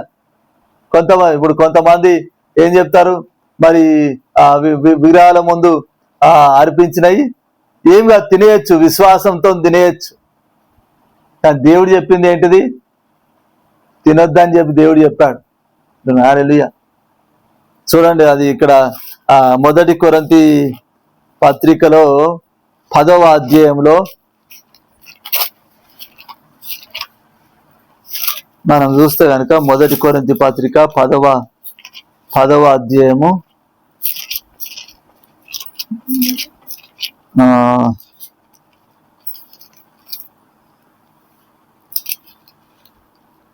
14, 15 2 వచనాలు, 14 నుంచి 16 వరకు చదువు. కాబట్టి నా ప్రియులారా, విగ్రహారాధనకు దూరంగా పారిపోండి. చదువు. బుద్ధిమంతులతో మాట్లాడినట్లు మీతో మాట్లాడుతున్నాను. నేను చెప్పు సంగతిని మీరే ఆలోచించు. నేను జీవించి ఆశీర్వచనకు పాత్రలోని త్రాగుట క్రీస్తు రక్తంలో పాల్పంచుకుంటే కదా. మనము విడిచినట్టే తినట క్రీస్తు శరీరంలో పాల్పంచుకుంటే కదా. మనమందరము ఆ ఒక్కటే రొట్టెలో పాల్పంచుకుంటున్నాము. రొట్టె ఒకటే కనుక అనేకమైన మనము ఒక శరీరమై ఉన్నాము. శరీర ప్రకారమైన ఇంద్రియాలను చూసి బలి అర్పించిన వాటిని తినువాడు బలిపీఠంతో పాలువాడు కాదా? 19:20 కూడా చదువు. ఇక నేను చెప్పినదేమి, విగ్రహార్పితంలో ఏమైనా ఉన్నదని ఆయనను, విగ్రహంలో ఏమైనా ఉన్నదని ఆయనను చెప్పగలరా? లేదు. కానీ అన్యజనులు అర్పించు బలులు దేవునికి కాదు, దయ్యములకే అర్పించుచున్నారని చెప్పుచున్నాను. మీరు దయ్యములతో పాలువాడవతో నాకు ఇష్టం లేదు. చాలు. హల్లెలూయా. మరి ఇక్కడ 2 బల్లల గురించి చెప్తున్నాడు. హల్లెలూయా. ఒకటేమో ప్రభు బల్ల, మరి యేసు ప్రభు శరీరము రక్తము. మరి ఆ పాత్ర ఏంటిదంటే ఆశీర్వాద వచనం అంట. హల్లెలూయా. మరి విగ్రహార్పితంలో మరి అర్పించేవాడు దేనికి అర్పిస్తున్నాడంట? మరి దయ్యములకు అర్పిస్తున్నాడంట. హల్లెలూయా. కాబట్టి మీరు దయ్యములతో పాలువారవుట నాకు ఇష్టం లేదంటున్నాడు. అంటే మరి ఆ విగ్రహాల ముందట అర్పించబడింది తింటే నువ్వు ఎవరితో పాలువాడవవుతున్నావు? దయ్యాలతో పాలువాడవవుతున్నావు. హల్లెలూయా. కాబట్టి ఇప్పుడు పౌలు ఏమంటున్నాడు? వాటితోటి మీరు అది తినొద్దని చెప్తున్నాడు. హల్లెలూయా. అయితే కొంతమంది సేవకులు ఏం చెప్తారు? కొంతమంది ఏం కాదు, వాని మనస్సాక్షి బాధపడొద్దు కాబట్టి తినేసేయి, తినమంటే విశ్వాసంతో తినేస్తే ఏం కాదంటాడు. ఇప్పుడు అది ఎట్లుంటుంది అంటే కనుక, ఇప్పుడు దేవుడు చెప్పింది ఏంటిది? తినొద్దని చెప్పాడు దేవుడు. ఖచ్చితంగా బైబిల్లో మరి ఖండితంగా మరి దేవుడు మరి విగ్రహాలకు అర్పించింది తినొద్దని చెప్పి ఖచ్చితంగా దేవుడు చెప్పేశాడు. హల్లెలూయా. ఇప్పుడు నువ్వు ఏం చేయాలి? ఎదుటోడు బాధపడని పడకపోని. హల్లెలూయా. నువ్వు ఎవరికి లోబడాలి? ఎవరిని చూడాలి? దేవుని చూడాలి. నువ్వు మనిషిని కాదు చూడాల్సింది. ఎవరిని చూడాలి? దేవుని చూడాలి. మనిషికి కాదు లోబడాల్సింది. ఎవరికి లోబడాలి? దేవునికి లోబడాలి. హల్లెలూయా. ఏ విధంగానైనా ఒక వ్యక్తిని రాబట్టాలని చెప్పి నువ్వు తప్పిపోతే, హల్లెలూయా, ఏ విధంగానైనా కానీ ఇక్కడేనండి. హల్లెలూయా. ఏ విధంగానైనా కానీ ఒక వ్యక్తిని రాబట్టాలని చెప్పి ఏం చేస్తూ ఉంటారు? కొంతమంది అవి తినడానికి ఇష్టపడతారు. అవునా? హల్లెలూయా. అయితే మరి ఏ విధంగానైనా ఒక వ్యక్తిని రాబట్టాలని చెప్పి నువ్వు తప్పు చేస్తే దేవుడు ఊరుకుంటాడా? ఊరుకుంటాడా అంటారా? ఊరుకోడు. అవునా? హల్లెలూయా. నువ్వు ఆ వ్యక్తి దేవుని తెలుసుకోవాలని చెప్పి నువ్వు చేసినవేమో, కాదని కాదు, అది మంచిదే. కానీ నువ్వు ఆజ్ఞ తప్పినావు చూడు, అది దేవునికి బాధ కలుగుతుంది. హల్లెలూయా. కాబట్టి ఇప్పుడు మనము ఏంటిది? మరి ఆ ఎదుటివాడు బాధపడ్డా పడకపోయినా పర్వాలేదు, మనం ఏం చేయాలి? దేవునికి విధేయత చూపించాలి. మనం విధేయత చూపించాల్సింది ఎవరికి? దేవునికి. మనిషికి కాదు. మనిషికి అస్సలు భయపడద్దు. మనం మనిషికి కాదు లోబడ్డాం. ఎవరికి లోబడాలి? దేవునికి లోబడాలి. హల్లెలూయా. ఈ షద్రకు మేషకు అబేద్నెగోలు ఎవరికి లోబడ్డారు? దేవునికి లోబడారు. ఎప్పటి వరకు? వాళ్ళ అగ్నిగుండంలో వేయబడే వరకు కూడా. హల్లెలూయా. ఇప్పుడు ఈ రాజు మరి నెబుకద్నెజర్ రాజు 7 అంతల అగ్నిగుండం చేస్తా అన్నప్పుడే వాళ్ళు భయపడి వణికిపోయి విగ్రహాన్ని మొక్కాలి. కానీ ఏమంటారు? రాజా, నీకు జవాబు చెప్పాల్సిన పని మాకు లేదంటారు. హల్లెలూయా. మా దేవుడు మమ్మల్ని రక్షిస్తాడు, రక్షించకపోయినా పర్వాలేదు కానీ మేము మాత్రం దానికి మొక్కం అంటాం. హల్లెలూయా. అయితే ఇప్పుడు మరి వాళ్ళని ఎవరైతే వేసినరో ఆ వేసినోళ్ళు కూడా కాలిపోయారు. అవునా? హల్లెలూయా. వాళ్ళ సెగకే కాలిపోయారు. అయితే వాళ్ళని చూస్తేనన్నా భయం వేసి అగ్నిగుండం నుంచి వాళ్ళు పరిగెత్తుకొని రావాలి. కానీ వచ్చిందా అంటే లేదు, కాలిపోవడానికి కూడా సిద్ధపడిపోయారు. హల్లెలూయా. అదొక పరీక్ష వాళ్ళకి. హల్లెలూయా. కాలిపోవడానికి కూడా సిద్ధపడిపోయారు. మరి అగ్నిగుండంలో పడద్రోయబడిన తర్వాత ఏమైపోయింది? 4వ వాడిగా దేవుడు వచ్చాడు. హల్లెలూయా. అప్పుడు మరి నెబుకద్నెజర్ రాజుకి ఎంతమంది కనిపించారు? 4 కనిపించారు. హల్లెలూయా. నెబుకద్నెజర్ రాజు ఏమంటున్నాడు? మరి అధిపతులను అందరినీ కూడా చూసి, మనం వేసింది 3 కదా, నాకు 4 కనబడుతున్నారు ఏందంటారు. హల్లెలూయా. తర్వాత ఏం చేస్తాడు? అగ్నిగుండం దగ్గరకు పోయి షద్రకు, మేషకు, అబేద్నెగోలు మీరు బయటికి రండి అంటాడు. హల్లెలూయా. మరి వాళ్ళు బయటికి వచ్చినప్పుడు వాళ్ళు ఎట్లయితే వేయబడ్డారో తిరిగి అట్లనే వచ్చారు. హల్లెలూయా. మరి అక్కడ అధిపతులు అందరూ కూడా పరీక్షిస్తారు, వీళ్ళ వెంట్రుకలు ఏమైనా కాలిపోయినాయా, వీళ్ళ వస్త్రాలు ఏమైనా కాలిపోయినాయా అంటే కనీసం వెంట్రుక, కనీసం వాసన, కాలిన వాసన కూడా లేదంట. హల్లెలూయా. రాజు ఎంత వేడి పెట్టాడు? 7 అంతలు, ఎప్పటికంటే కూడా 7 అంతలు పెంచిండు టెంపరేచర్. హల్లెలూయా. ఎప్పటికంటే కూడా 7 అంతల టెంపరేచర్ పెంచాడు. కానీ వాళ్ళ వెంట్రుక కూడా కాలేదు. హల్లెలూయా.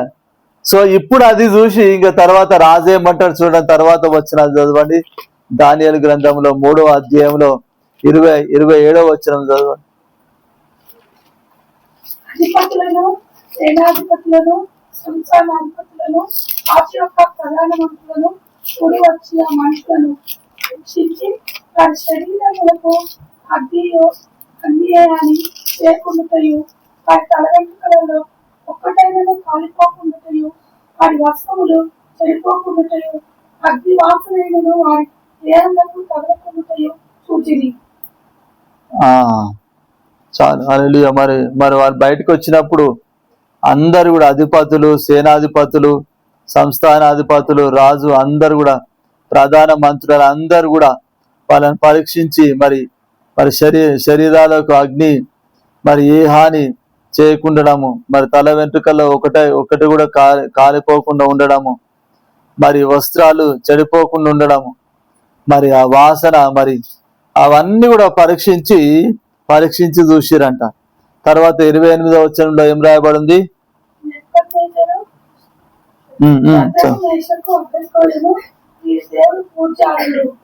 ఆయన తన యూత నుండి తనను ఆశ్రయించిన దాసులను రక్షించెను. వారు తమ దేవునికి గాక మరి ఏ దేవునికి నమస్కరింపకయో, ఏ దేవుని ప్రేమింపకయో ఉండమని తమ దేహములను అప్పగించి రాజు యొక్క ఆజ్ఞను వ్యక్తపరిచి. చాలు. హల్లెలూయా. వీళ్ళు ఏం చేసిరని చెప్పి నెబుకద్నెజర్ రాజు చెప్తున్నాడు.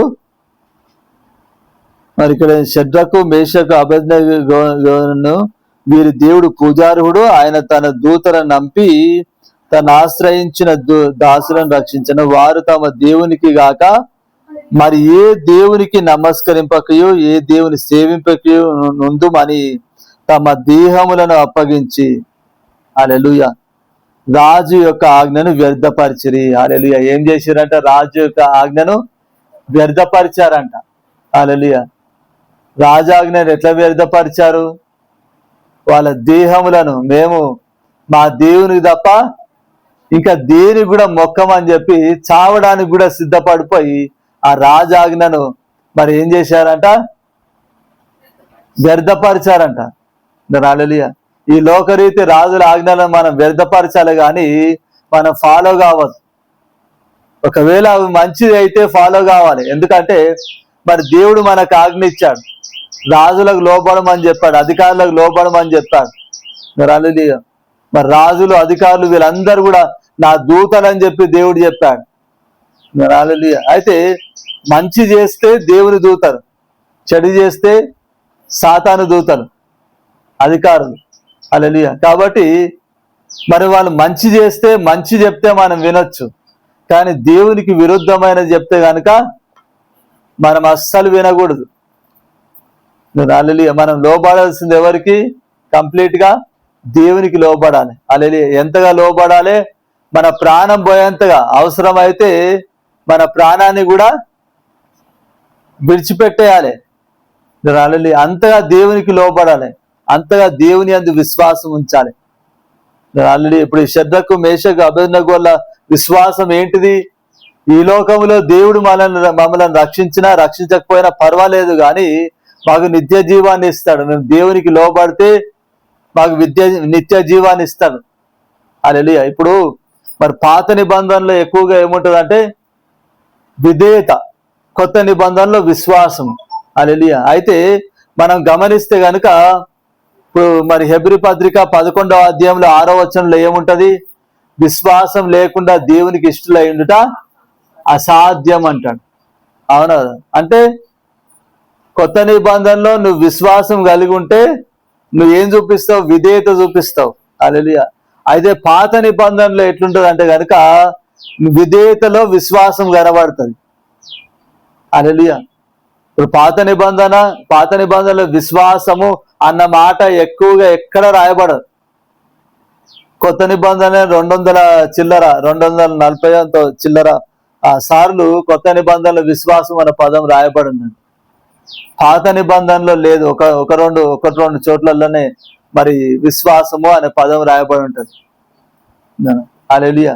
కానీ ఎక్కువగా విధేయత, యెహోవా యందు భయభక్తులు కలిగి ఉండాలన్నది పాత నిబంధనలో చెప్పబడుతుంది. హల్లెలూయా. అయితే ఆ మరి పాత నిబంధనలో ఉన్న భక్తుల్లో ఆ విధేయతలో ఏం కనబడుతుంది? మనకి విశ్వాసం కనబడుతుంది. హల్లెలూయా. విశ్వాసానికి విధేయతకి మంచి కనెక్షన్ ఉందన్నమాట.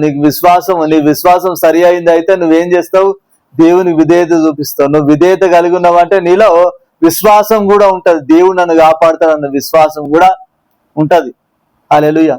మరి షద్రకు, మేషకు, అబేద్నెగోలకు ఏంటంటే కనుక దేవుని యొక్క ఆజ్ఞని నేను పాటిస్తే, హల్లెలూయా, మరి దేవుడు సెలవిచ్చాడు, మరి దేనికి కూడా మొక్కొద్దు, నేను ఒక్కనే దేవుడను, నాకు మాత్రమే మొక్కమని చెప్పి దేవుడు సెలవిచ్చాడు.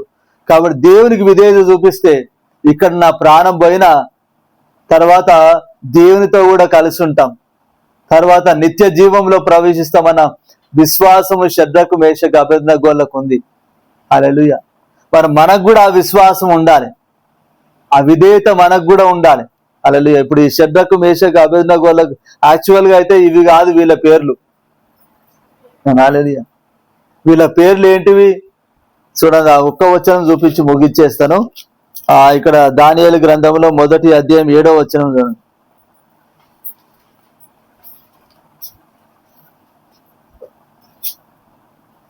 నపుంసకుల అధిపతి దానియేలునకు, బెల్తెషాజరునియు, హనన్యకు, షద్రకనియు, మీషాయేలునకు, మేషకనియు, అజర్యకు, అబేద్నెగోనియు పేర్లు పెట్టెను. చాలు. హల్లెలూయా. నపుంసకుల అధిపతి అంటే ఈ 1వ అధ్యాయంలో నెబుకద్నెజర్ రాజు ఏం చేస్తాడంటే రాజవంశంలో కొంతమంది యవనస్తులను, జ్ఞానులైన వారిని కొంతమందిని మరి ఏర్పరచుకొని వారికి మంచి భోజనం పెట్టి వారికి ఇంకా మంచి ట్రైనింగ్ ఇవ్వమని చెప్పి మరి నపుంసకుల అధిపతి మరి అష్పెనజు, మరి 3వ వచనంలో ఉంటారు, అష్పెనజు అనే మరి నపుంసకుల అధిపతికి మరి ఆజ్ఞాపించినప్పుడు ఆ నపుంసకుల అధిపతి మరి యూదుల్లో రాజవంశంలో ఉన్నవారు. ఇప్పుడు దానియేలు, షద్రకు, మేషకు, అబేద్నెగోలు వీరందరూ కూడా ఏ వంశస్థులు అంటే దావీదు వంశస్థులు వీరందరూ కూడా. హల్లెలూయా. అయితే మరి రాజవంశంలో ఉన్న వారిని అందరికి కూడా మరి వాళ్ళకి మంచి ట్రైనింగ్ ఇవ్వడం కోసము మరి రాజు అష్పెనజు అనే మరి అధిపతికి నపుంసకుల అధిపతికి. నపుంసకులు అంటే ఎవరు? ట్రాన్స్జెండర్ అన్నమాట. ఇప్పుడు హల్లెలూయా. ఇప్పుడు ట్రాన్స్జెండర్స్ కి అధిపతికి మరి వీళ్ళని అప్పగించిందంటే ఇప్పుడు దానియేలు, షద్రకు, మేషకు, అబేద్నెగోలు కూడా ఏం చేయబడ్డారు? ట్రాన్స్జెండర్ గా చేయబడ్డారు. బైబిల్లో రాయబడలేదు, అంటే దానియేలు గ్రంథంలో రాయబడలేదు, కానీ మరి హిజ్కియా రాజుతో దేవుడు వాగ్దానం చేశాడు. హిజ్కియా రాజుకు దేవుడు ప్రవచనం చెప్పాడు, హల్లెలూయా, మీ వంశంలో కొంతమందిని నెబుకద్నెజర్ రాజు నపుంసకులుగా తీసుకుపోతాడు అని చెప్పాడు. హల్లెలూయా. అంటే నపుంసకులు అంటే ఇక వీళ్ళకి పెళ్లిళ్ళు కాకుండా చేస్తారనమాట. హల్లెలూయా. మరి దానియేలు పెళ్లి చేసుకున్నట్టుగా రాయబడిందా? లేదు. ఎందుకంటే మరి పెళ్లి చేసుకోకుండా మరి చేసేసారు అట్లా. హల్లెలూయా. సో అంటే మరి ఇప్పుడు మరి ఆ నపుంసకుల అధిపతి ఏం చేశాడు? వీళ్ళ పేర్లు మార్చాడు.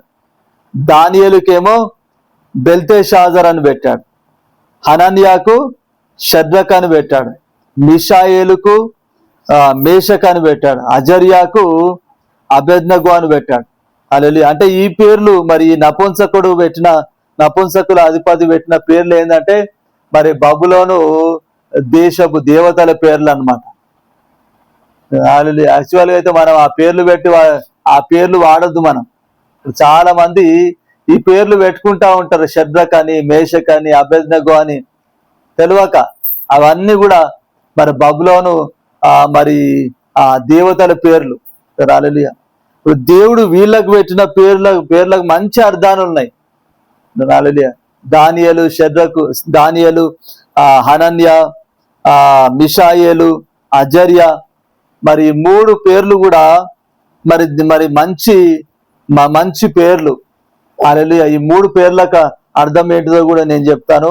మరి దానియేలు అనే పేరుకి అర్థం ఏంటిదంటే కనుక దేవుడే నా న్యాయాధిపతి. హల్లెలూయా. దానియేలు అనే పేరుకి అర్థం ఏంటిది? దేవుడే నా న్యాయాధిపతి. హల్లెలూయా.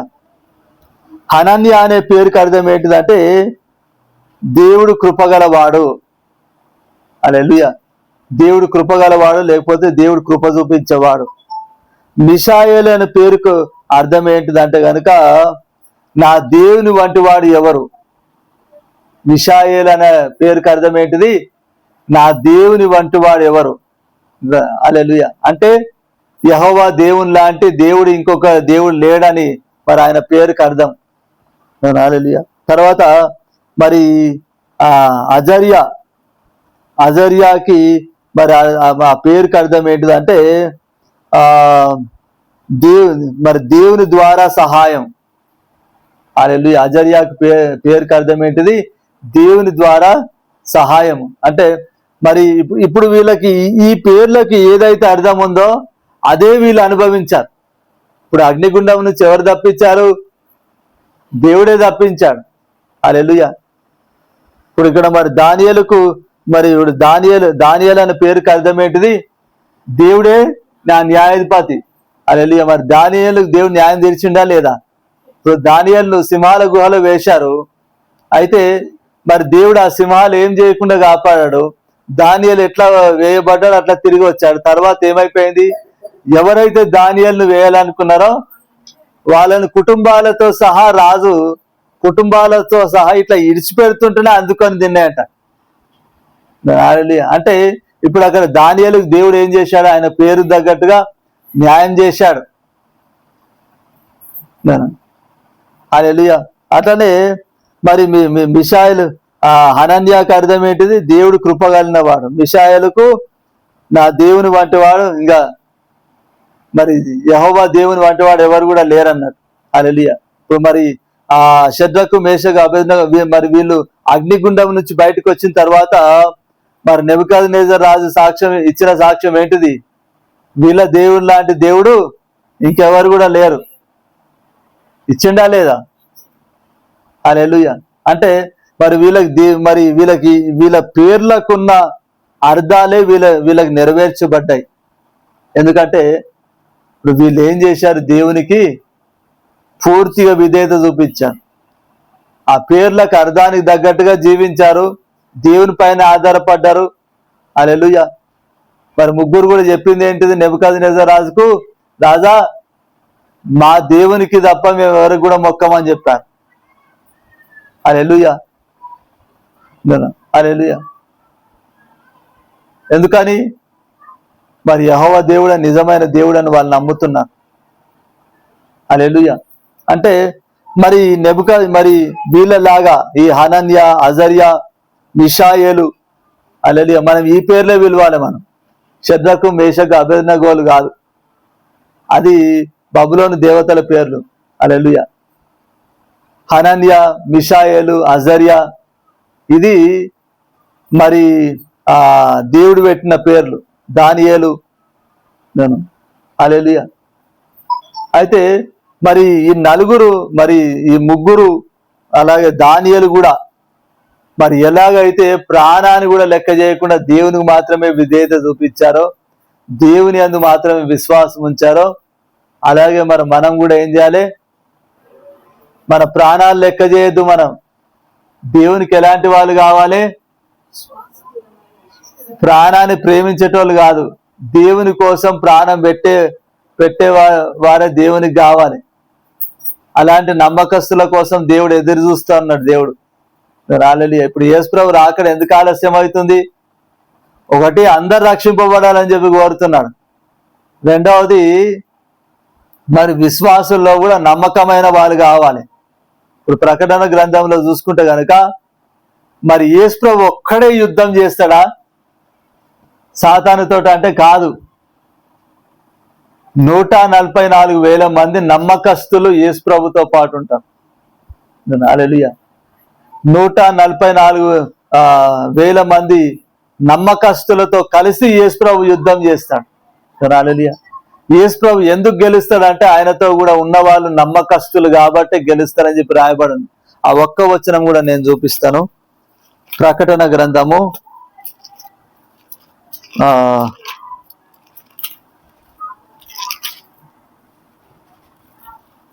ప్రకటన గ్రంథంలో ప్రకటన గ్రంథం 17వ అధ్యాయము 14వ వచనం చూడండి. మీరు గొర్రెపిల్లతో యుద్ధం చేతురు గాని గొర్రెపిల్ల ప్రభువులకు ప్రభువులు, రాజులకు రాజులై ఉన్నందులను తనతో కూడా ఉండిన వారు, పిలువబడిన వారై, ఏర్పరచబడిన వారై, నమ్మకమైన వారై ఉన్నందులను ఆయన ఆ రాజులను జయించును. చాలు చాలు. హల్లెలూయా. యేసు ప్రభు ఎందుకు ఆ రాజులను జయిస్తాడంట అంటే, ఆ రాజులు అంటే ఎవరు? మరి సాతాను సంబంధమైన రాజులు. మరి నెబుకద్నెజర్ రాజుకు కూడా, మరి నెబుకద్నెజర్ రాజుకు వచ్చిన కళ ఏంటిది? పెద్ద విగ్రహం కనబడుతుంది. తలనేమో బంగారము, ఛాతేమో మరి వెండి, పొట్టనేమో ఇత్తడి, కాళ్ళేమో తొడలేమో ఇనుము, పాదాలేమో ఇనుము, మట్టి రెండు కలిసినట్టుగా ఉంటాయంట. హల్లెలూయా. అది అంటే అవన్నీ కూడా ఏంటంటే మరి రాజ్యాలు అన్నమాట. ఇప్పుడు బంగారు శిరస్సు ఏమో నెబుకద్నెజర్ రాజు రాజ్యం. హల్లెలూయా. తర్వాత మరి ఇత్తడి తర్వాత ఏముంటది? బంగారం తర్వాత సిల్వర్. అవునా? ఆ వెండి. ఈ వెండి ఎవరంటే మరి అలెగ్జాండర్. హల్లెలూయా. తర్వాత ఇత్తడి ఎవరంటే మాదీల రాజులు, అంటే మరి కోరేషు, అశ్వరోషు, వీళ్ళంతా కూడా మరి ఆ ఇత్తడి అన్నమాట. ఇనుము ఎవరంటే మరి రోమా సామ్రాజ్యం. హల్లెలూయా. అయితే మరి ఇనుము ఇత్తడి రెండు కలిసినట్టుగా ఉందని రాయబడింది కదా. హల్లెలూయా. ఇప్పుడు కూడా నడుస్తుంది రోమా సామ్రాజ్యమే అక్కడక్కడ. హల్లెలూయా. కానీ ఇప్పుడు రోమా సామ్రాజ్యం అనేది పూర్తిగా కొట్టివేయబడలే, అయితే మనుషులతో కలిసిపోయింది అంతే.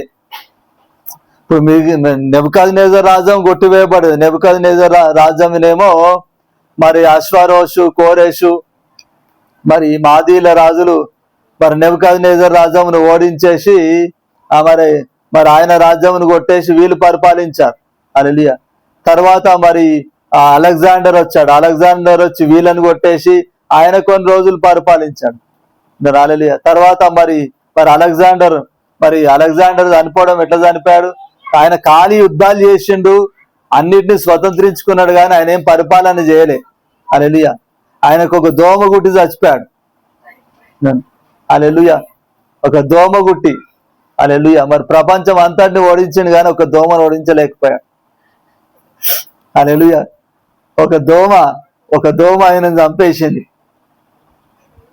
హల్లెలూయా. అయితే తర్వాత మరి ఆయన చచ్చిపోయిన తర్వాత మరి ఆయన చేతి కింద నలుగురు ఉంటారు అనమాట. ఆ నలుగురు మరి రాజ్యాన్ని 4 భాగాలుగా పంచుకొని కొద్ది రోజులు 10 సంవత్సరాలు ఎంతో పరిపాలిస్తారు. ఎక్కువ మరి అలెగ్జాండర్ రాజ్యం ఎక్కువ కాలం ఏం లేదు, 10 సంవత్సరాలు 15 సంవత్సరాలు అంతే ఉంది. హల్లెలూయా. తర్వాత మరి రోమా సామ్రాజ్యం వచ్చి వీళ్ళని ఓడించేసి రోమా సామ్రాజ్యం పరిపాలించడం మొదలుపెట్టింది. అయితే తర్వాత రోమా బలం తగ్గిపోయి, రోమా రాజ్యం అనేది కొట్టివేయబడలే, పూర్తిగా బలం తగ్గిపోయి ఇప్పుడు మనుషులతో కలిసిపోయింది అంతే. ఇప్పుడు రోమన్ క్యాథలిక్స్ అంతా కూడా ఎవరి మాట వింటారు? పోపు. అవునా కదా? రోమ్ లో ఉన్న పోపు మాట. అంటే ఇప్పుడు సగం నడుస్తుంది అనమాట. హల్లెలూయా. రోమా అధికారం పూర్తిగా కొట్టివేయబడలే. హల్లెలూయా. కొద్దిగా అంత ఉంది. అయితే ఇంకా కొద్దిగా అంతా ప్రజా సామ్రాజ్యం. హల్లెలూయా. మరి ఈ విధంగా ఉందన్నమాట. అయితే చివరిగా మరి పాదాలకు ఎన్ని వ్రేళ్ళు ఉంటాయి? 2 పాదాలు కలిపి 10 వేళ్ళు ఉంటాయి కదా. ఆ 10 వేళ్ళు ఎవరంటే యేసుప్రభు వచ్చే టైంకి ఉన్న రాజులు అన్నమాట. ఇప్పుడు ఇక్కడ యేసుప్రభు ఏ రాజులను జయించాడంటే ఆ 10 వేళ్ళు, ఆ 10 మంది రాజులను యేసుప్రభు జయించాడు.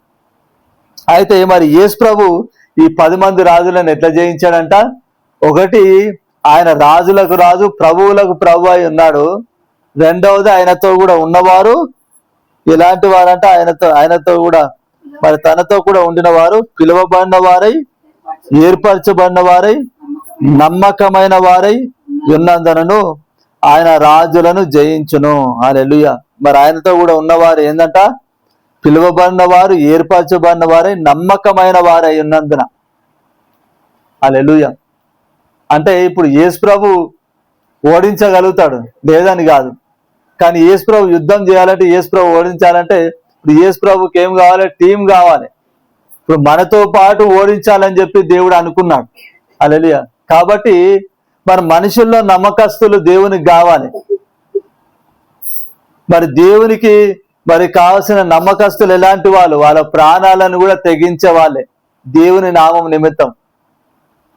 మరణం వరకు కూడా వాళ్ళ ప్రాణాలను ప్రేమించని వారే, దేవుని తప్ప ప్రాణాలను కూడా ప్రేమించని వారే దేవుని దృష్టిలో నమ్మకస్తులు. హల్లెలూయా. అలాంటి నమ్మకస్తులు కావాలి దేవునికి. ఇక్కడ మరి ఇదే ప్రకటన గ్రంథంలో మనం చూస్తే కనుక 12వ అధ్యాయం 11వ వచనం కూడా చదవండి.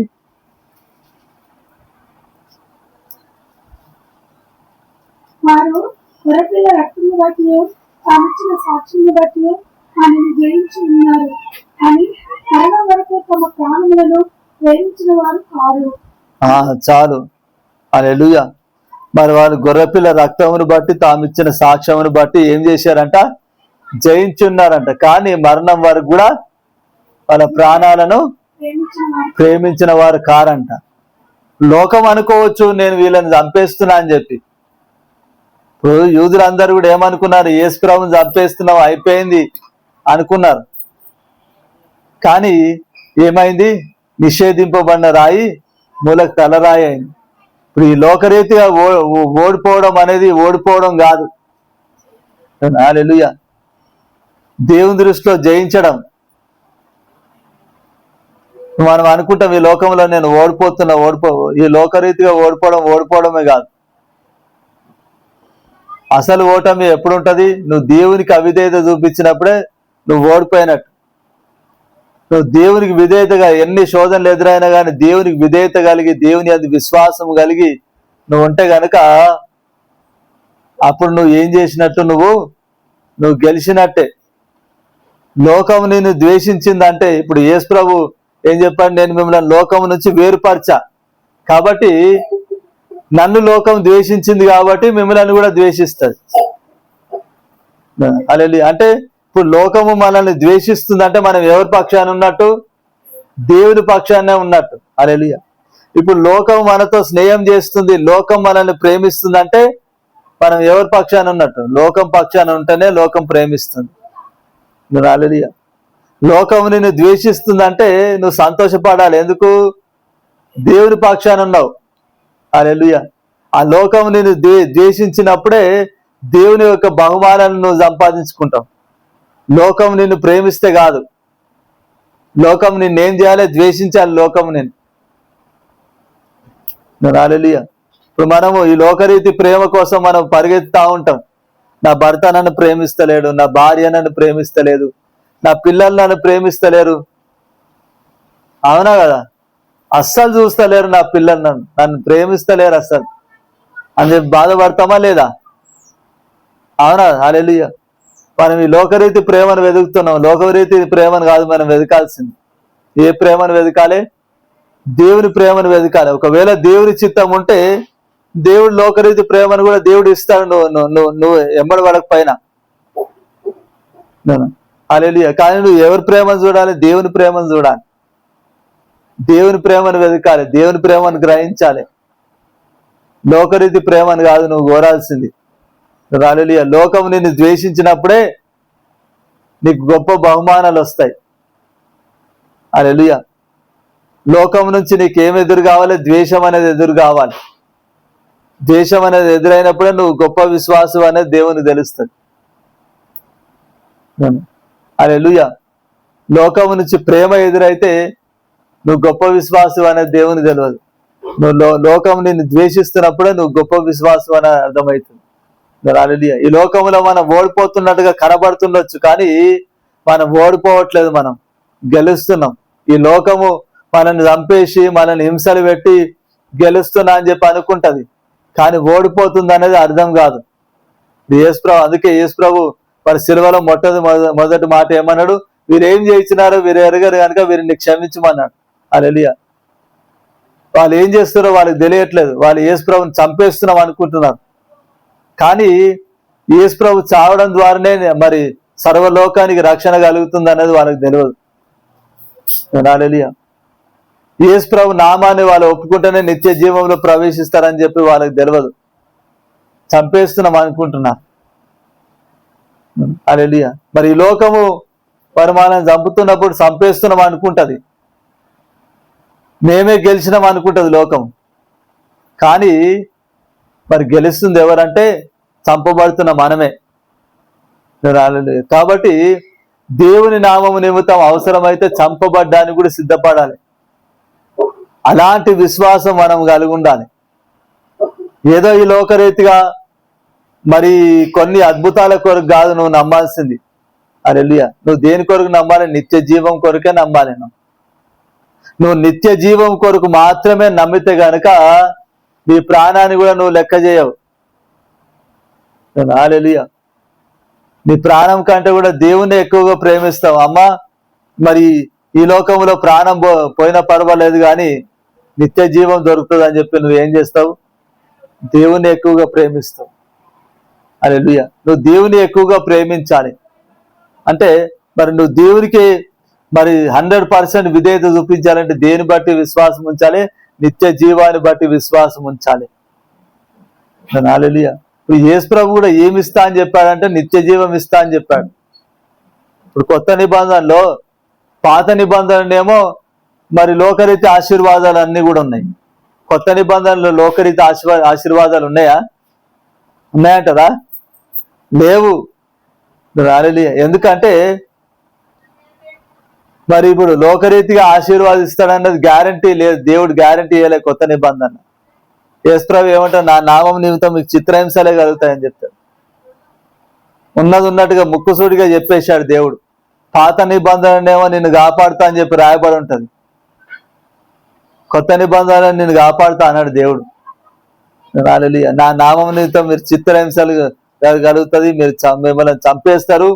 అయితే పరలోక రాజ్యంలో మీకు గొప్ప ఫలం దొరుకుతుంది కాబట్టి దాన్ని బట్టి సంతోషపడండి అంటాం. హల్లెలూయా. అంటే మరి ఈ ఇప్పుడు దేవుడు చెప్పేసాడు కొత్త నిబంధనలో, ఈ లోకములో మీకు ఖచ్చితంగా శ్రమలు ఎదురవుతాయి. హల్లెలూయా. ఈ లోకములో నేను మిమ్మల్ని కాపాడను. హల్లెలూయా. ఒకవేళ దేవుని చిత్తం అయితే దేవుడు కాపాడతాడు. పేతురు గురించి చూసుకుంటే కనుక మరి పేతురు ఎన్నిసార్లు చెరసాల్లో వేయబడ్డాడంటే మరి ఆయన జీవితంలో 3 సార్లు వేయబడ్డాడు చెరసాల్లో. హల్లెలూయా. మొదటిసారి చెరసాల్లో వేయబడ్డప్పుడు మరి దేవదూత వచ్చి మరి ఆ సంఖ్యలన్నీ కూడా తెంపేసి మరి పేతురు యోహాను వీళ్ళని వచ్చేసింది. రెండోసారి చెరసాల్లో వేయబడ్డప్పుడు మరి సంఘము ప్రార్థన చేస్తుంది. సంఘం ప్రార్థనను బట్టి మరి దేవదూత ద్వారా మరి ఆ సంఖ్యలు మరి తెంచేసి తీసుకొచ్చాడు. అయితే మూడోసారి ఏం జరుగుతుందంటే మరి రోమ ప్రాంతంలో చాలా చిత్రహింసలు కలుగుతున్నాయి. హల్లెలూయా. నీలో చక్రవర్తి ఏం చేసిండంటే ఒక పట్టణాన్ని కాల్చేసి మరి క్రైస్తవుల మీద వేశాడనమాట. హల్లెలూయా. క్రైస్తవుల మీదనే మరి క్రైస్తవులే చంపారు అని చెప్పి మరి నింద వేసి కావాల్సుకొని క్రైస్తవులను ఏదో ఒక రకంగా హింసించాలని చెప్పి క్రైస్తవుల మీదనే నింద వేసి మరి పేతురును పట్టుకోవాలనుకుంటే అక్కడ విశ్వాసులందరూ కూడా ఏం చేస్తారంటే, అయ్యా నువ్వు గొప్ప వ్యక్తివి, నువ్వు అపోస్తులుడవు, నువ్వు బ్రతుకుండాలి కాబట్టి ఇక్కడ నుంచి వెళ్ళిపో అని చెప్పి విశ్వాసులందరూ కూడా బతిమలాడతారు. పేతురు ఒప్పుకోడు, కానీ విశ్వాసులందరూ కూడా బతిమలాడడంతో మరి పేతురు ఆ పట్టణాన్ని విడిచేసి వెళ్ళిపోదామని చెప్పి బయలుదేరుతూ ఉంటాడు. అయితే ఎదురుగా ఒక వ్యక్తి వస్తూ ఉంటాడు అనమాట. హల్లెలూయా. ఎదురుగా ఒక వ్యక్తి వస్తూ ఉంటాడు.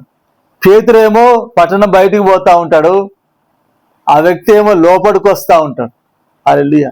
అయితే మరి ఆ వ్యక్తి లోపలికి వచ్చి మరి పట్టణం లోపలికి వెళ్తున్నప్పుడు పేతురు చూసి ఆశ్చర్యపడిపోయి, అరే మరి పట్టణంలో ఇంత చిత్రహింసలు కలుగుతున్నాయి కదా, ఈ వ్యక్తికి తెలియదా పోతున్నాడు ఈ పట్టణంలోకి అని చెప్పి అనుకొని మరి ఆ వ్యక్తిని ఆపుతాడు. హల్లెలూయా. అయితే ఆ వ్యక్తి ఏమంటాడు అంటే, నువ్వు ఈ పట్టణాన్ని వదిలిపోతున్నావు కాబట్టి నీకు బదులుగా నేను ఈ పట్టణంలో ప్రవేశిస్తున్నా అంటాడు. హల్లెలూయా. ఆ వ్యక్తి ఎవరంటే యేసుప్రభు. హల్లెలూయా. అంటే మరి నువ్వు విడిచి వెళ్తున్నావు కాబట్టి నీకు బదులుగా నేను పోతున్నా అంటే ఇప్పుడు అక్కడ ఖచ్చితంగా పేతురు ఏం కావాలి, అక్కడ చంపబడాలి ఖచ్చితంగా పేతురు. హల్లెలూయా. అయితే ఇప్పుడు మరి యేసుప్రభు ఆ మాట అన్నందుకు పేతురు ఏం చేస్తాడంటే, తిరిగి వద్దు ప్రభా, నా కోసం ఇప్పుడు నువ్వు మళ్ళీ ఎందుకు, నేనే చచ్చిపోతా అని చెప్పి తిరిగి వెళ్ళిపోయి మరి మరి ఆయన్నే సరెండర్ అయిపోయి, హల్లెలూయా, మరి సిలువ వేయించుకోవడం కూడా ఎట్లా వేయించుకుంటాడు, తలక్రిందులుగా. హల్లెలూయా. మరి యేసుప్రభు వేయబడ్డానికి నేను అర్హుని కాదని చెప్పి తలక్రిందులుగా వేయించుకుంటాడు. హల్లెలూయా. 2 సార్లు దేవుడు కాపాడాడు, ఎందుకంటే మరి ఆయన చిత్తాన్ని బట్టి. హల్లెలూయా. మరి ఇంకా కొంతమందిని పేతురు రక్షించేది ఉంది కాబట్టి 2 సార్లు దేవుడు అద్భుత రీతిగా కాపాడాడు. 3వసారి నువ్వు రావాల్సిందే అన్నాడు పేతురు. హల్లెలూయా. ఏమైపోయాడు పేతురు? చచ్చిపోయాడు, సిలువ వేయబడ్డాడు. అంటే మరి కొన్నిసార్లు ఈ లోకంలో దేవుడు అద్భుతం చేస్తాడు, కొన్నిసార్లు దేవుడు కాపాడుతాడు. హల్లెలూయా. అయితే ఇప్పుడు మనం ఎట్లుండాలంటే మరి ఈ హనన్య, మిషాయేలు, అజరియా వీళ్ళలాగా ఉండాలన్నమాట. దేవుడు మమ్మల్ని కాపాడుతాడు, కాపాడకపోయినా పర్వాలేదు. హల్లెలూయా. మేము దేవుని విడిచిపెట్టాము, మేము దేవుని యేసుప్రభుని ఆరాధిస్తాం, మా ప్రాణం పోయినా పర్వాలేదు, యేసుప్రభుని అందే విశ్వాసం ఉంచుతామని చెప్పి మనం నిశ్చయించుకోవాలి. మన దేహాలను కూడా అప్పగించాలి. ఇప్పుడు నెబుకద్నెజర్ రాజు ఏం చేస్తున్నాడు, మరి దేహాలను కూడా వీళ్ళు అప్పగించేసి మరి నా శాసనాన్ని వ్యర్థపరిచారంట. హల్లెలూయా. మరి లోకరీతి సాతాను శాసనాలన్నీ కూడా మనం ఏం చేయాలి, వ్యర్థపరచాలి. ఎట్లా వ్యర్థపరుస్తాం మనము, మన ప్రాణాలకు కూడా తెగించినప్పుడే. హల్లెలూయా. దేవునికి ఎంత విధేయత చూపించాలి, మన ప్రాణాలు కూడా తెగించేంత విధేయత చూపించాలి. ఎంత విశ్వాసం చూపించాలి, మన ప్రాణాలు కూడా మరి పోగొట్టుకునే అంత విశ్వాసం చూపించాలి దేవునికి. హల్లెలూయా. మరి అప్పుడే మనం లోకాన్ని జయిస్తాం. అప్పుడే మరి పరలోకంలో గొప్ప బహుమానాలు ఉంటాయి. హల్లెలూయా. అప్పుడే దేవుడు ఏమంటాడు? బల నమ్మకమైన దాసుడు అంటాడు దేవుడు. హల్లెలూయా. దేవుడి వాక్యాన్ని ఫలింపజేయనుగాక. ఆమేన్. మరి అందరు లేచి నిలబడినట్లయితే వాక్యం నిమిత్తము అదే విధంగా ముగింపు ప్రార్థన కూడా చేసుకొని మనం ముగించేసుకుందాము. కృపా కనికరం గల మా ప్రభా యేసయ్యా, అదిగో తండ్రి దేవా, మరి నువ్వు మాతో మాట్లాడినందుకు వందనాలు ప్రభా. యేసు తండ్రి యేసయ్యా, ఇదిగో ప్రభా తండ్రి దేవా, మరి ఇదిగో ప్రభా యేసు తండ్రి, మరి హనన్య తండ్రి, మరి మిషాయేలు తండ్రి, మరి అజర్యా ముగ్గురు కూడా ప్రభా యేసు తండ్రి యేసయ్యా, ఇదిగో ప్రభా, మరి రాజా నీకు జవాబు ఇవ్వాల్సిన పని మాకు లేదు. హల్లెలూయా. మరి హల్లెలూయా తండ్రి, దేవానికి వందనాలు ప్రభా యేసు తండ్రి. ఇదిగో ప్రభా, మరి రాజా మరి నీకు జవాబు ఇవ్వాల్సిన పని మాకు లేదు. మరి దేవుడు మా దేవుడు మమ్మల్ని ఖచ్చితంగా రక్షిస్తాడు. హల్లెలూయా. రక్షించకపోయినా కూడా పర్వాలేదు, కానీ మరి మేము నీవు సృష్టించిన, మరి నీవు తయారు చేసిన ఈ బొమ్మకు మేము మొక్కమని చెప్పి ప్రభా తను మరి 7 అంతల అగ్నిలో కూడా వేయబడ్డానికి సిద్ధపడ్డారు. కానీ తండ్రి దేవా యేసు, ఎదుగు తండ్రి నీకు అవిధేయత చూపించలేదు ప్రభా. తండ్రి యేసు, ఎదుగో ప్రభా తండ్రి దేవ, మరి ఆ 7 అంతల అగ్నిలో వాళ్ళు వేయబడిన తర్వాత 4వ వాడిగా నువ్వు కనిపించి ప్రభా యేసు, ఎదుగో తండ్రి దేవా, మరి సురక్షితంగా వారిని కాపాడవు ప్రభా యేసు తండ్రి. కనీసం అగ్ని వాసన కూడా వాళ్ళకి రాలేదు ప్రభా యేసు తండ్రి. యేసు, ఎదుగో ప్రభా తండ్రి దేవా, మరి ఇదిగో ప్రభా, మరి అలాగే ప్రభా యేసు తండ్రి ఈ హనన్య మిషాయేలు అజర్యా లాగానే ప్రభా మరి మేము కూడా ప్రభా యేసు తండ్రి దేవా యేసు, ఎదుగో ప్రభా మా ప్రాణం పోయినా కూడా ప్రభా యేసు తండ్రి నీకు విరోధమైనది ఏది కూడా మేము చేయడానికి వీల్లేదు ప్రభా. నీ యొక్క ఆజ్ఞను అతిక్రమించడానికి వీల్లేదు ప్రభా యేసు తండ్రి. అది చిన్నదే గాని పెద్దదే గాని ప్రభా తండ్రి దేవా నీకు విరోధమైనది ఏది కూడా మేము చేయడానికి వీల్లేదు ప్రభా యేసు తండ్రి.